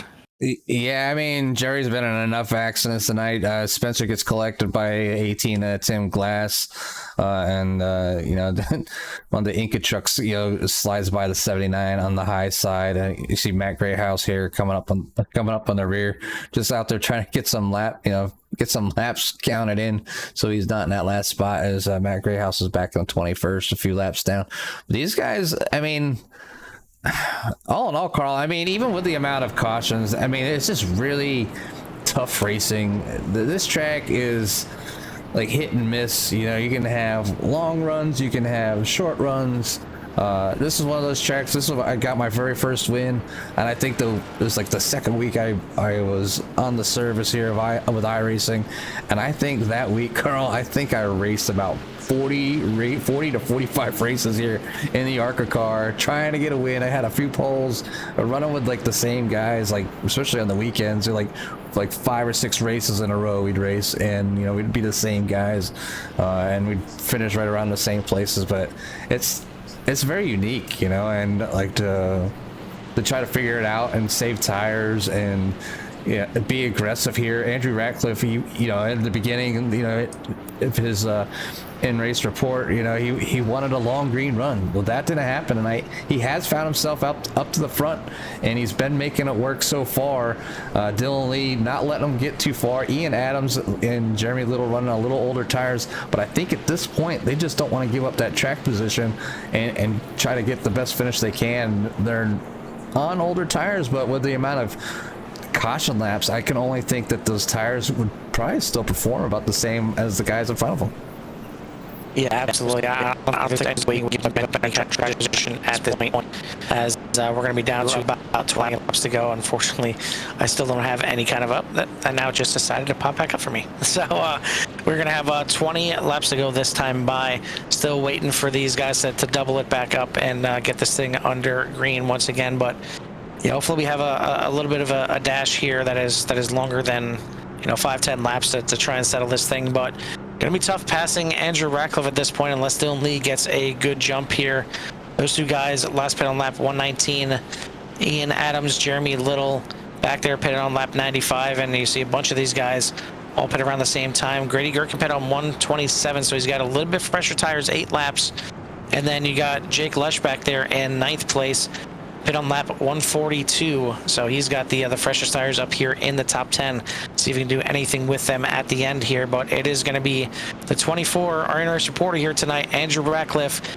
Knock on wood, trying to get it done once again here for CRN. It's been a little bit since we had an in-race reporter win. I feel like it's been probably 4 or 5 races after we strung about 3 or 4 in a row, but let's see if we can kick off this second half of the season 1-0. And certainly Ratcliffe would love to see that as well, to grab his first win. He's back on that loud pedal, back racing here at Bristol. Gets an absolutely phenomenal restart, and man, shot out of a cannon is that 24, already up to 0.8 of a second. He doesn't want to miss any kind of a chance to get this lead up very quickly, just in case this thing does go green all the way. Battle here for 3rd and 4th. Jeremy Little gonna get into the wall. Not sure if that's gonna bring out a caution. It will. Grady Gherkin goes around. Joe Hurd goes around. We will have another caution, so that big jump for Andrew Ratcliffe is gonna get reeled right back in. He's gonna have to do it again. And unfortunately, that time it was Jeremy Little causing his own issues at the end of this race. And looks like it might be another week going by that the 55 not gonna see victory lane, as he tries to do a good job saving that thing, but unfortunately, Grady Gherkin did not have enough to get by him on the outside. He's going to get spun, and then Joe Hurd really nowhere to go. He tries to check up as much as possible. And actually, I thought he got tagged in that, but he does. He does get tagged. Never mind. Yep. So I mean, it wasn't a head-on collision. And, obviously, those trucks should still be running. Looks like Hurd kind of coming back up in the track. Looking at the front end of other trucks is not the way you want to keep going. You see Scott Bolster getting tagged in the rear there by Tony Japs.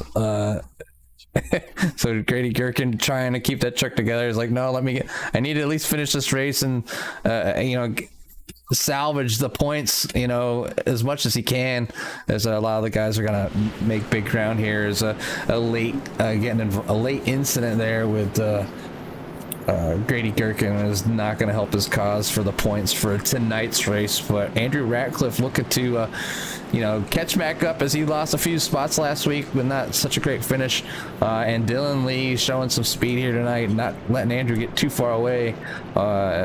And then Ian Adams hanging in there. Jordan Wenzel putting that 81 Sprunk machine up front with Jasper Crawford, Jake Lesh, Jerry West, Jeremy Little, Chris Bouchard, and Robert Colgan rounding out your top 10 here so far at lap 161.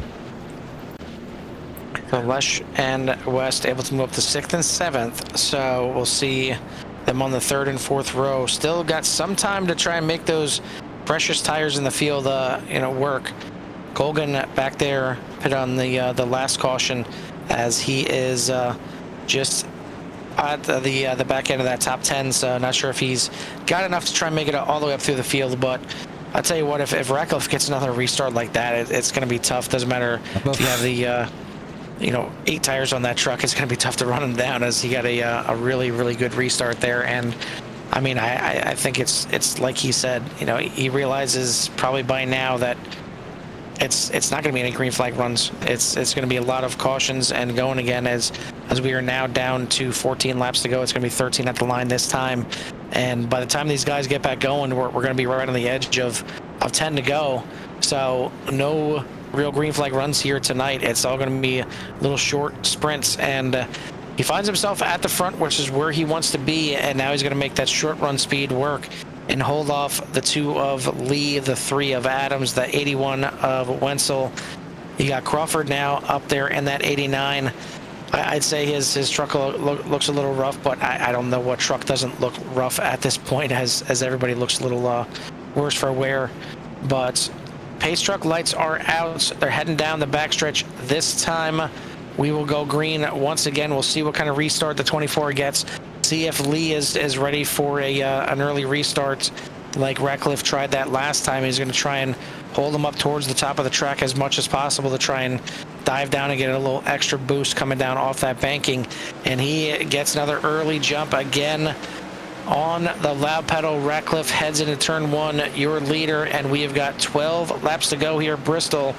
Looks like Ian Adams and Dylan Lee going to go at it, but Lee is going to get the run done on the outside now, looking almost 3 wide there for a second. But Wenzel going to get around on the outside, or at least try to, on Ian Adams. Here comes Jake Lesh with those new tires, and the 3 gets up into him, unfortunately killing that run for the 7. And now the 81 trying to save it, and our front half of the field gonna get taken out right there. And that was a tough one. That's gonna set us up not to a green white checker. It's gonna be close to that, but a few of our trucks that were running up front are out there. And now Jerry West, if Barry's still out there rooting for him, is up to 4th place with those newer tires. Jake Lesh does get involved in that one. Hopefully not too much damage, because he's got those newer tires as well. Looks like maybe just kind of swiped left on the side of the 3 truck there. But I'm sure he's got some kind of damage on the front end of that machine. You see Spider-Man dirt trekking it through the corner there, trying to get around the 89 of Jasper. But man, it's been a rough night here for these guys, and I feel for them. It's not easy having a race like this. I'm sure they're not happy in the trucks. Other than maybe the guys that are up front. But yeah, the guys up front are being like, yeah, I'm gonna get this top 10 easy, Yeah, as many incidents that Peter has collected himself in tonight, saying, count me out. I mean, he's in the top 10. He's sitting in 9th position right now, looking for a decent finish overall. Jeremy Little getting collected in an incident, is still sitting in 6th. Jake Lesh in 5th. Jerry West has moved as 00 up in the 4th spot with some fairly new tires. So he's going to be able to put a lot of pressure on Jordan Wenzel and Dylan Lee that are trying to get some podiums here tonight. Andrew Ratcliffe just wants this thing to end and trying to get them massive starts just going here tonight to finish off the race. But you see the 3 looks like he has taken his fast repair and should be coming back out here shortly if he doesn't get this thing rolling. But it looks like the 3 is going to go a lap down here, so Ian Adams is going to be out of the fight here for a podium as he has to bring that truck in to get some repairs, and so he will be pretty much out of the fight here for tonight. But the people not out of the fight for tonight so far are Andrew Radcliffe, Dylan Lee, Jordan Wenzel, Jerry West, Jake Lesh, Jeremy Little, Robert Colgan, Chris Bouchard, Peter Pazuchek, Brent Kirby round out your top 10. Then you have David Miller quietly sitting around at 11th position with Grady Gherkin hanging in there to get a pretty decent points night with Felipe Ramos in 13th, Scott Polster in 14th, Tony Japson 15th, Jasper Crawford in 16th, and those are your lead lap trucks. Then you have Joe Hurd, Ian Adams 1 lap down, Tim Glass 3 laps down, Christopher Spencer he's out for the night. Matthew Greathouse gonna try to get a few more laps in here, and he should be able to move up into that 20th spot over Christopher Spencer. Then you have Eric Jeffers, Matt Foster, Chris Stouffer, Kyle Bartles, TJ DeBlasi, Justin Kirby, and Travis Bennett out for the night. So you know, those guys might be just sitting on the sidelines, kind of seeing how this thing all finishes out. Maybe join us here on CRN. And I see that our buddies over at 69 Life are trying to get us to come back. So I need to silence them because I don't want to talk to them right now. Yeah, I deleted some of them earlier, so you might just see them on your side. But yeah, we're getting ready to go back green once again. 5 laps to go. It's going to be 4 at the line, as we got some trucks now towards the front that have some newer tires than your leader. But can they get around? Can they get in the second? And then can they run down that 24 of Ratcliffe, who is absolutely going to be hungry for this first win of the season? And he is going to stall out the field a little bit. Dylan Lee tried to get a jump on him, but Ratcliffe held them up, and that's going to give the opportunity to Jerry West to get on the inside. But we could have another caution in here. I don't see the yellow flag yet, so they might have actually been able to save that. And they do, as they're about 4 wide. I'm not sure if they're going to be able to save that one right there. Oh, no, that's but still green, and now we will have another caution. That's going to bring us to a green-white checkered. I'd like to see what happened on that initial restart there, as Jerry West jumped down to the inside, and possibly Wenzel may have got into the back of him. We'll take a look at that, and then we'll see what brought out the caution. But these guys are determined to get this thing a little longer and have a little bit more racing. Take a look once again. You see the 2 trying to get the jump on the 24. Does not happen, as Andrew gets him a little okey doke right there. Then the 55 of Little maybe gets in the back, gives a little shove to the 00 to get him into the corner. But heading into the corner, the 00 thought he had the inside, but the 81 of Wenzel, you see him poking his nose in there right now, and about a foot of netcode once again catching these guys. How they saved it through that, that's just fantastic driving right there by Jerry West to save that thing and not get into anybody else, because that could have easily snapped on him 2-3 more times before it was over. And you see Bouchard right there, unfortunately having some more connection issues, and that looks like it might be essentially what brought out that one right there, as the 95 and 52 didn't really know where they were in relationship to him and getting into each other. And that's what will bring out another caution, as these guys filed out 4 wide behind, but I feel like this is where the caution came out. I'm not sure. Maybe it came out a little bit behind it, because it looks like these guys actually do save it. Trying to and then go back here, see what looks like the 19 of Tony Japs and 89 of Jasper Crawford. As looks like Crawford may not have gotten into him much at all, if at all, but the sideways Japs is what brought that out. And that's going to bring us to a green-white checkered. And once again, it looks like West was able to salvage that thing and start once again in 4th. So we'll see what happens with Dylan Lee this time to see if he can time it correctly this time. Ratcliffe again got a little okey-doke move there and did not go early. He went a little bit later, and that caught the two a little bit off guard, and gave a good run to Jerry West as well. But we got Andrew Ratcliffe, Dylan Lee, Jordan Wenzel, Jerry West, Jake Lesh. You were top 5, and Lesh got some fresh tires too. Robert Colgan, we talked about him 2 restarts ago in 10th place, and I said he probably doesn't have a shot back there. Then this last restart, he was in 7th. Still didn't think he had a shot. Now he's in 6th, and now he's in the 3rd lane on this restart. And can Flava Flav get this thing done here and bring home at least a podium finish? If not, maybe get this thing all the way done. If these guys up front start to get scrappy again.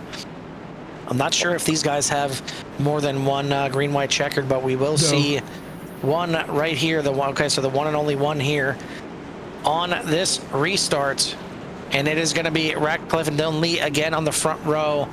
Can Lee get a good enough restart to stay with the 24? Does Wenzel or West have anything to say from row 2? Do the newer tires of Lesh or Colgan have anything to say from row 3? Does Little sneak one out here from 7th place? We'll see, as this is going to be it right here. The pace truck lights are out. Going to be going green this time, as Ratcliffe is your control truck. We'll see if he goes early or late. He goes early, and we already have guys getting together as the 81 and 00 getting together on the restart, and that is going to bring Colgan up to 3rd place. Does he have enough to run these guys down? It looks like he got a pretty good jump on them. So it is going to be Ratcliffe taking the white flag here at Bristol one more time around. He's got a 6/10 of a second lead over Dylan Lee as these guys fight it out behind him. But coming out of turn 4 for the first time this year, it's long overdue. Andrew Ratcliffe going to victory lane here at Bristol. And, pat on the back. CRN going back to victory lane with their in-race reporter. So, great job by the 24, and he played his cards the way they needed to be played here tonight. It wasn't the race that he wanted, but, sometimes they work out. And it certainly worked out for him tonight. Yeah, I don't think that was what he was looking for as those guys were... working back here. I want to go back here to the whole Jordan Wenzel and Jerry West, because this is where this all started here on this last race. Oops. Man. Let's try that again. Let's try that again. So we go back here to Jerry West and Jordan Wenzel as this restart here. As you can see, Ratcliffe just takes off, but it looks like, look at that. That's just like, that has to be some net code right there. I know Jerry West was probably down a little bit farther, but those trucks together like that, 81 and a 00, holding up Jake Less, Jeremy Little getting on the brakes, Peter Brzucek. I mean, those guys did a great job of like keeping the trucks together, at least rolling forward. Obviously, they didn't want the 00 and the 81 to get together like that, and then held up their chances for a podium finish, allowing the 79 to sneak in there and come out of nowhere and get a 3rd place finish tonight. So Andrew Ratcliffe, Dylan Lee, and Robert Colgan, your podium finishers there tonight. But I think a little bit of our Gremlin Goblins came out to finish us up on that green-white checkered there. And I will go ahead and go live here. We will empty out the screen here, put up the race results, show you where everybody finished here tonight, as Andrew Ratcliffe gets the win over Dylan Lee, Robert Colgan, and then Jordan Wenzel, Chris Bouchard, Jerry West, David Miller, Grady Gherkin, Jake Lesh, Jeremy Little round out your top 10. Then you have Scott Bolser, Felipe Ramos, and 12th, Joe Hurd, 13th, Tony Japs, 14th, Brent Kirby, 15th, Peter Brzucek, 16th, Jasper Crawford, 17th, Tim Glass, and 18th for the 18 car. And whoops, and make sure I got everybody. And then we have Ian Adams in 19th, Matthew Greathouse in 20th, Chris Spencer in 21st, Eric Jeffers 22nd, Matt Foster 23rd, Christopher 24, Kyle Bartles 25, TJ DeBlasio 26, Justin Kirby 27th, and Travis Bennett not having a back-to-back here after that awesome win last week at Watkins Glen, having a tragic night here, but look forward to seeing him next week. But Carl will get the guys ready to bring them up here in the booth. Yeah, a little Ricky Bobby action for Travis Bennett there. I guess if you're not first, you're last, and that's what happened to Travis Bennett here these last 2 weeks. But yeah, let's go ahead and start with our interviews here. And first guy we're going to be bringing in here, and I'm just trying to go through the standings. He does have a couple top fives, so this is going to be third top five of the season now for Robert Colgan. And Robert, I got to say, when I seen you there in 10th place, you had some of the freshest tires in the top 10 with 3 restarts to go, and I didn't really think you had a chance. It was going to be too many trucks to pass. Then all of a sudden, we have another caution, and I see you're in 7th. Then all of a sudden, we have the last caution, I see you're in 6th. You're finally in the 3rd row, and he's kind of parted for you a little bit, and you got up to 3rd. So just kind of walk us through the end of the race. I'm sure nobody really wants to relive the rest of the race up to that point. All talent. I mean, that's all it is. I mean, got a bunch of guys out here that are being clowns, doing self-spinning. 81 just absolutely dumped me. I went to the back because the 81 just flat dumped me. No big deal. That's short track racing. I expect it from people. But they need to go back, look at how they're going to handle punishments and rules. I seen the 81. He was asking how I didn't get a black flag. I don't know what that's all about. They need to do something about people blinking. I get people sometimes can't control what they're doing with the blinking, with connections. But, there's a thing called respect. Look it up in the dictionary. It could go a long ways. But, I'm glad to take it in 3rd. I mean, I felt like I had a 3rd place truck about halfway through the race. I didn't really practice a whole lot. I don't do a whole lot of practice just because of this is the end result. You get a bunch of cautions, and it's just starting the back and let people bash their brains out, and then you'll be there. You need to clean that up, and it's not UCRL's fault. It's all the driver's fault. Drive it like you own it, like Scott tells everybody each week before we start. And a lot of these guys, they obviously don't own the car. So you just need to drive like you're working on it after tonight's race. And that's the problem.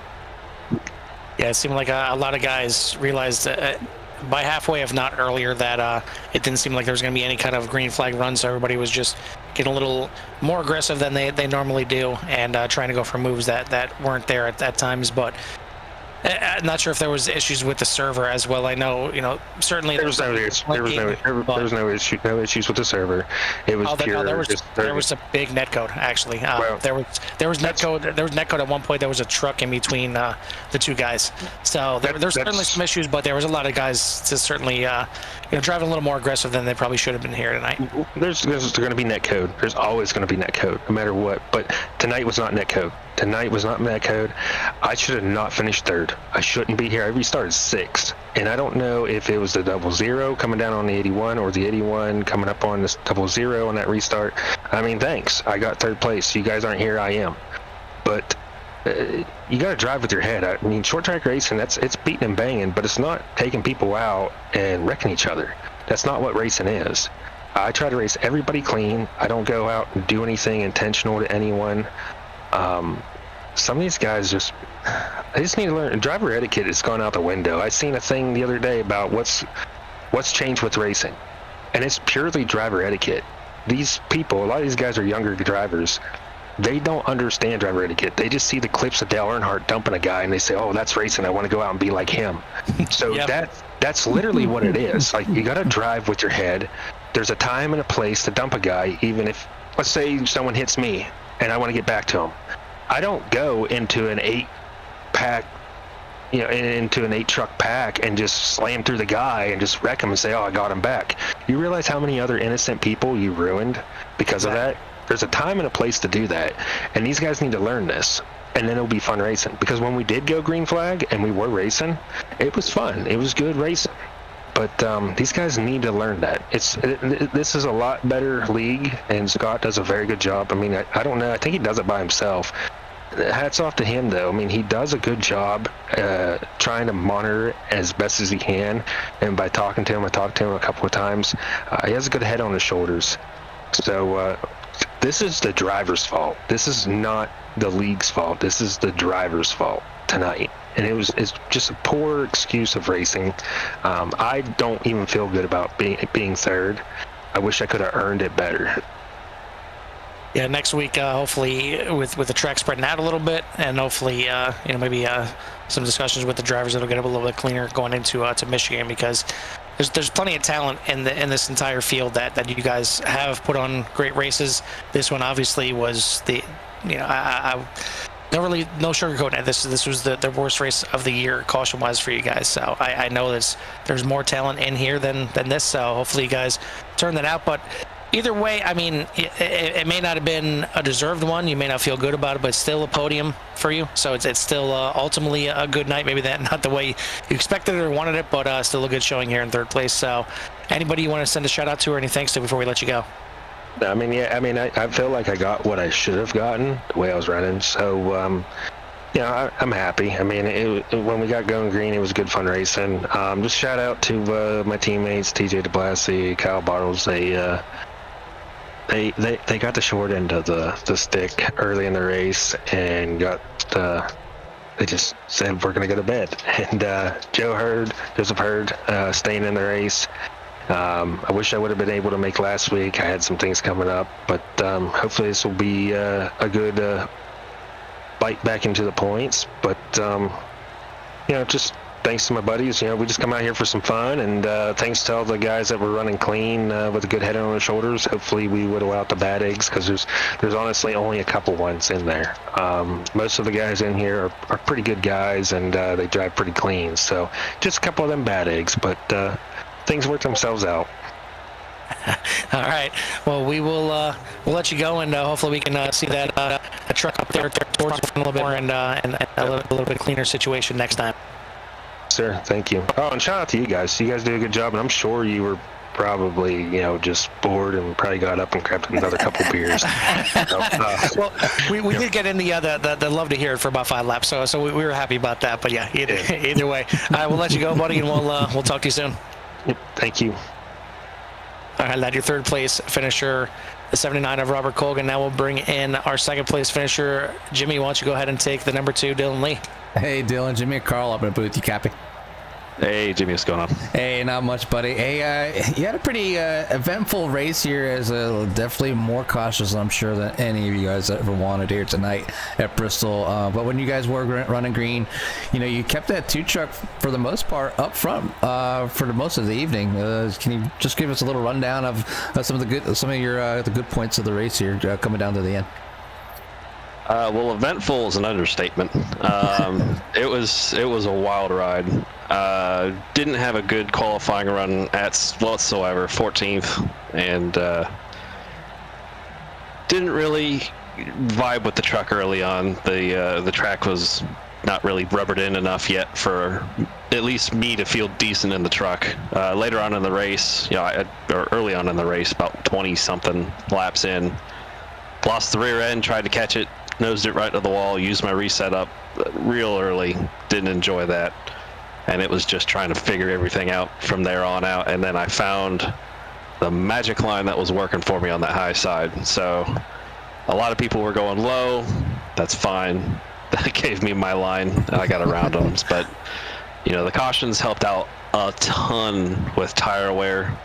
I was able to stay out a lot longer after figuring out 40-50 laps on a set of tires. I was still only at low 90% range on the wear on the right front. So knowing I could stay out a lot longer, I was able to make my way to the front through the cautions when everybody pit, and then using that outside lane to my advantage. And then my teammate Ian Adams helped me out a little bit towards the end there. I really hate to see him get taken out in that direction, but racing's racing in that. And then my buddy Jesse for spotting for us, and yeah, once again, I'm not a short track guy, so P2 at IRP and P2 here is blowing my freaking mind.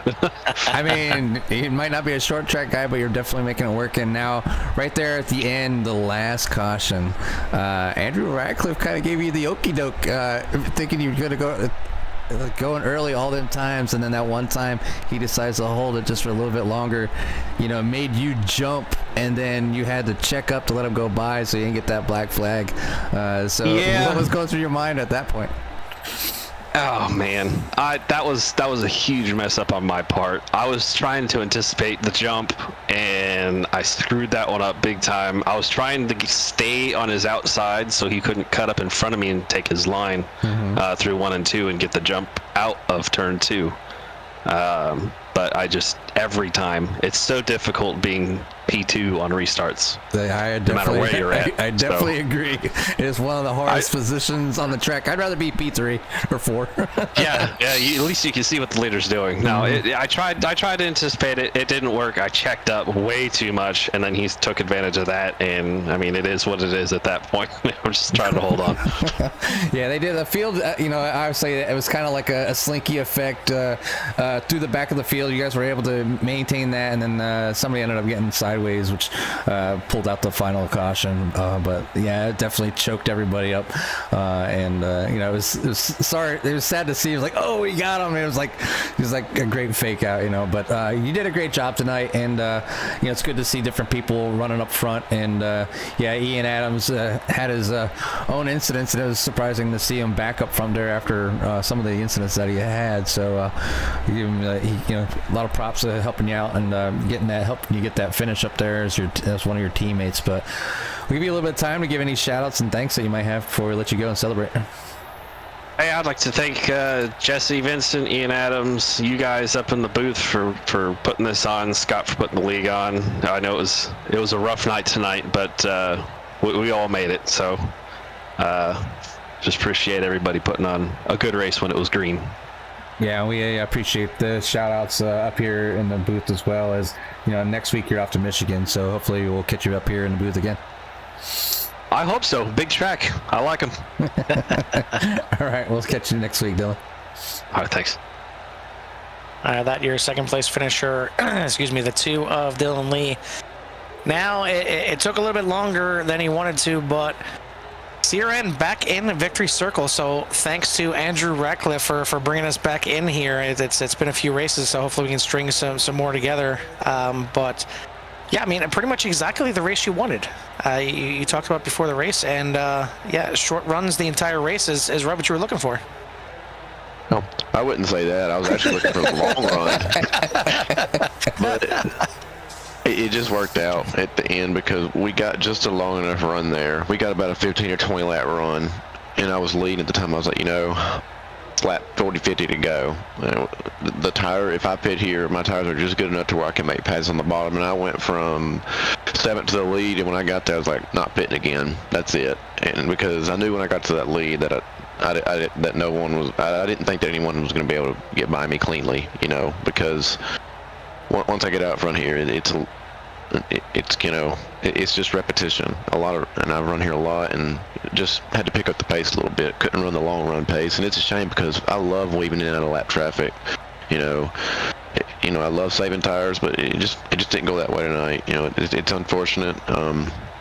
I think we'll have to make some changes here as a league, and we'll do that. But at least I got to win tonight because I definitely had this one circled.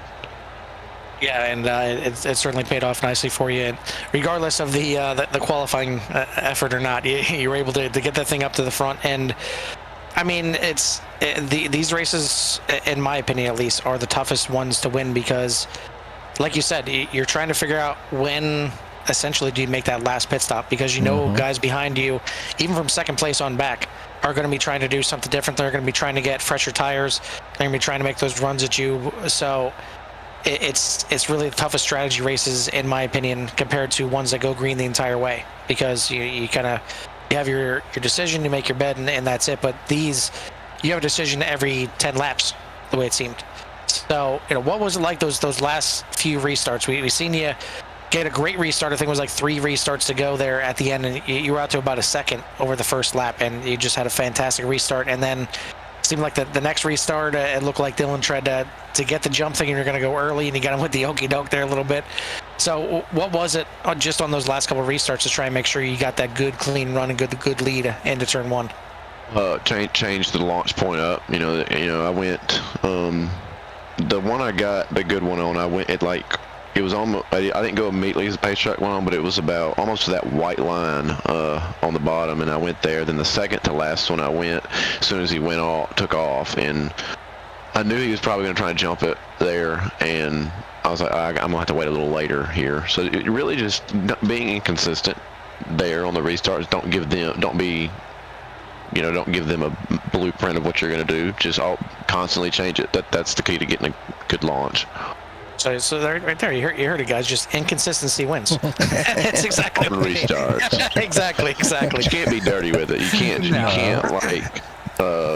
be playing with your speed. I felt like I was consistent within 2 miles an hour on each restart, and I try not to do a fake launch. You can't, but I mean, just change the launch point up.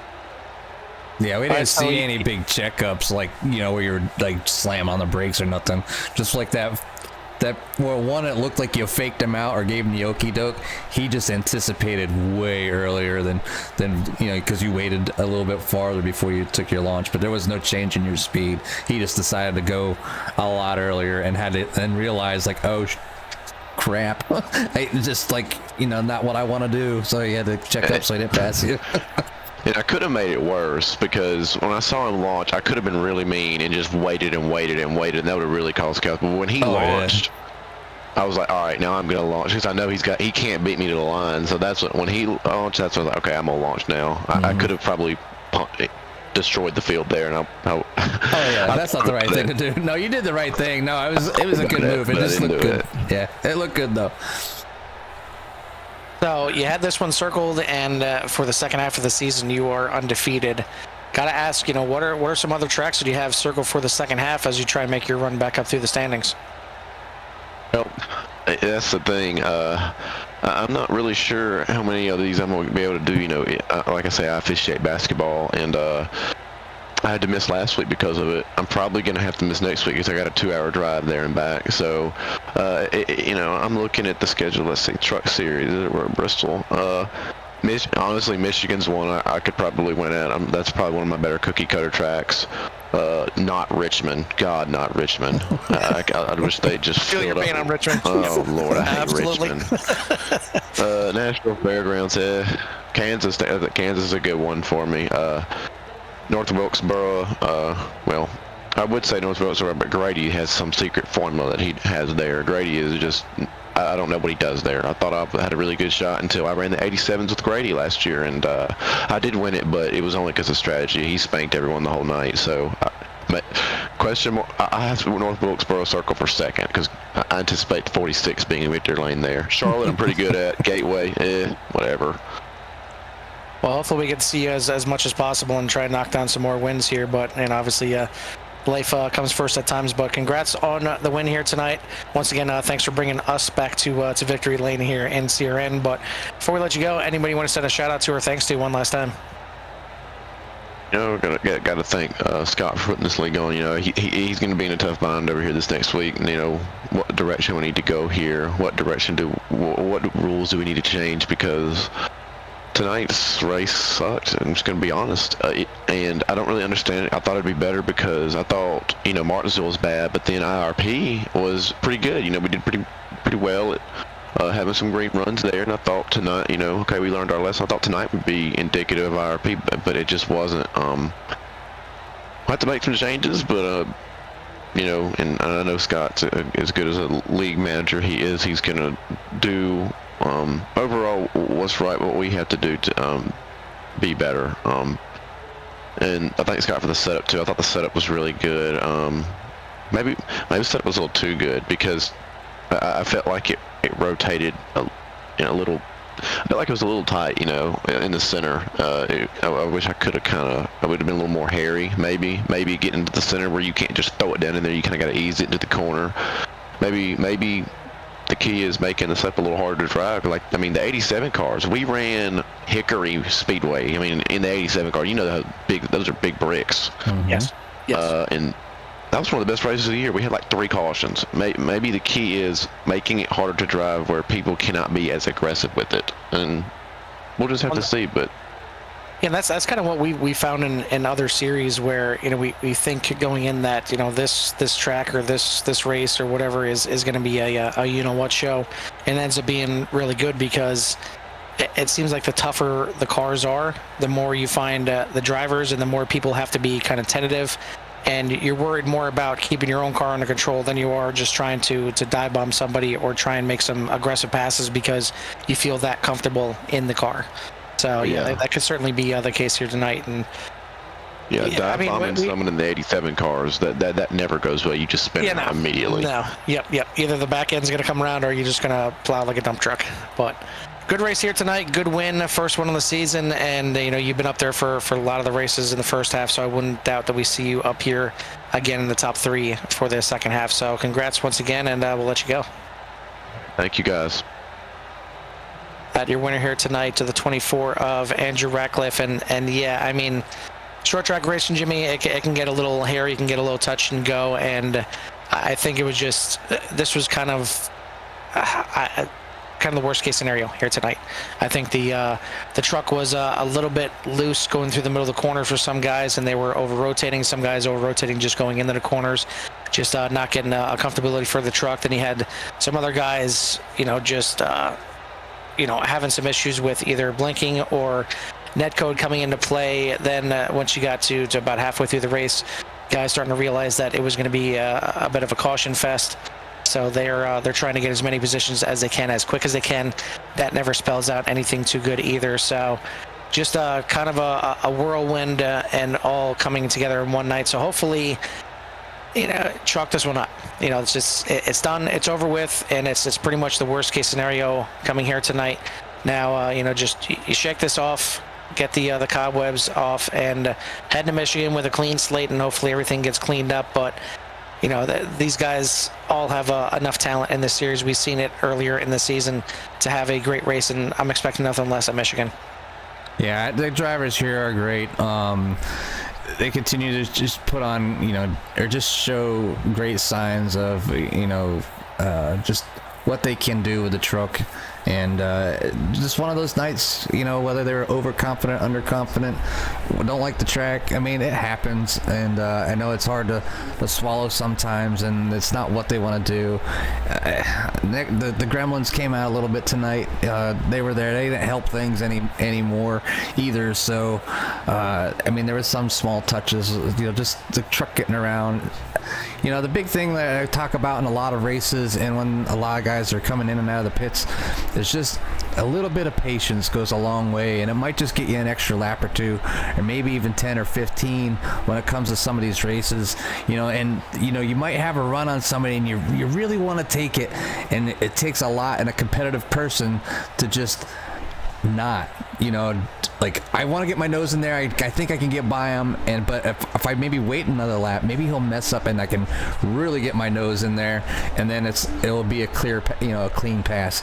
It's a real hard chess game, you know, and with the cautions, you know, and especially in ovals, they bunch you right back up, and you know, you're right back next to the guy that you were battling with, and you're there alongside each other all night long, and nobody here really got a break. They didn't get to stretch their legs at all, and Bristol is a constant track of action and high speed. So, you know, overall, I think it was you know, maybe they had too many cautions, but it was interesting, fun to call, and I will continue to come out here and support the guys out here at the Man Cave After Dark here at UCRL, and Scott does a great job, and like Andrew said, you know, they'll do the right thing. They'll make the changes, they'll hash it out in their chat, and they'll leave it there, and they'll come back out here, and they'll be here next week, and I full-heartedly believe that there'll be another 28 drivers back here at Michigan with UCRL, because that's the way these guys roll. And yeah, if they need to make any changes watching. at all, it's again, it's a situation where it could just be, you know, this is kind of a one-off race. Yeah, it's just that they had a little bit of issues at Martinsville. I mean, you know my feelings on Martinsville. I don't think it ever puts on a good race. But yeah, I mean, and Richmond coming up right after Michigan, you know, would certainly scare me a little bit too, because Richmond can be a little tricky, because it's another track where you kind of have to dive it in there to make some passes. But yeah, you just got to do it in a smart way. And sometimes the hardest thing to do is not make the pass. The hardest thing to do is back out of a pass that you think you can make. Yep. But it's a little sketchy. So we'll see these guys next week, once again at Michigan for 88 laps on the 2-mile tri-oval. I know I'm a fan of Michigan. It's a big, wide track, and should see a lot of different lines there. Should see a lot of good competitive driving. So make sure you tune in next week. If you haven't yet, please hit that subscribe. Please hit that like, whether you like the race or not tonight. Yeah, we'll bring you some more racing action. Still trying to get to that 300 number, only 7 away. So we appreciate any kind of help you can give us on that. Thanks again to everybody that watched out there tonight. Tune in next week to everything that CRN has, and tune in later this week for the Core Vintage Truck Series, or the Core Vintage Series on Thursday night. That's going to do it for myself and Jimmy here at the Bristol Motor Speedway. We'll see you at the track. Peace.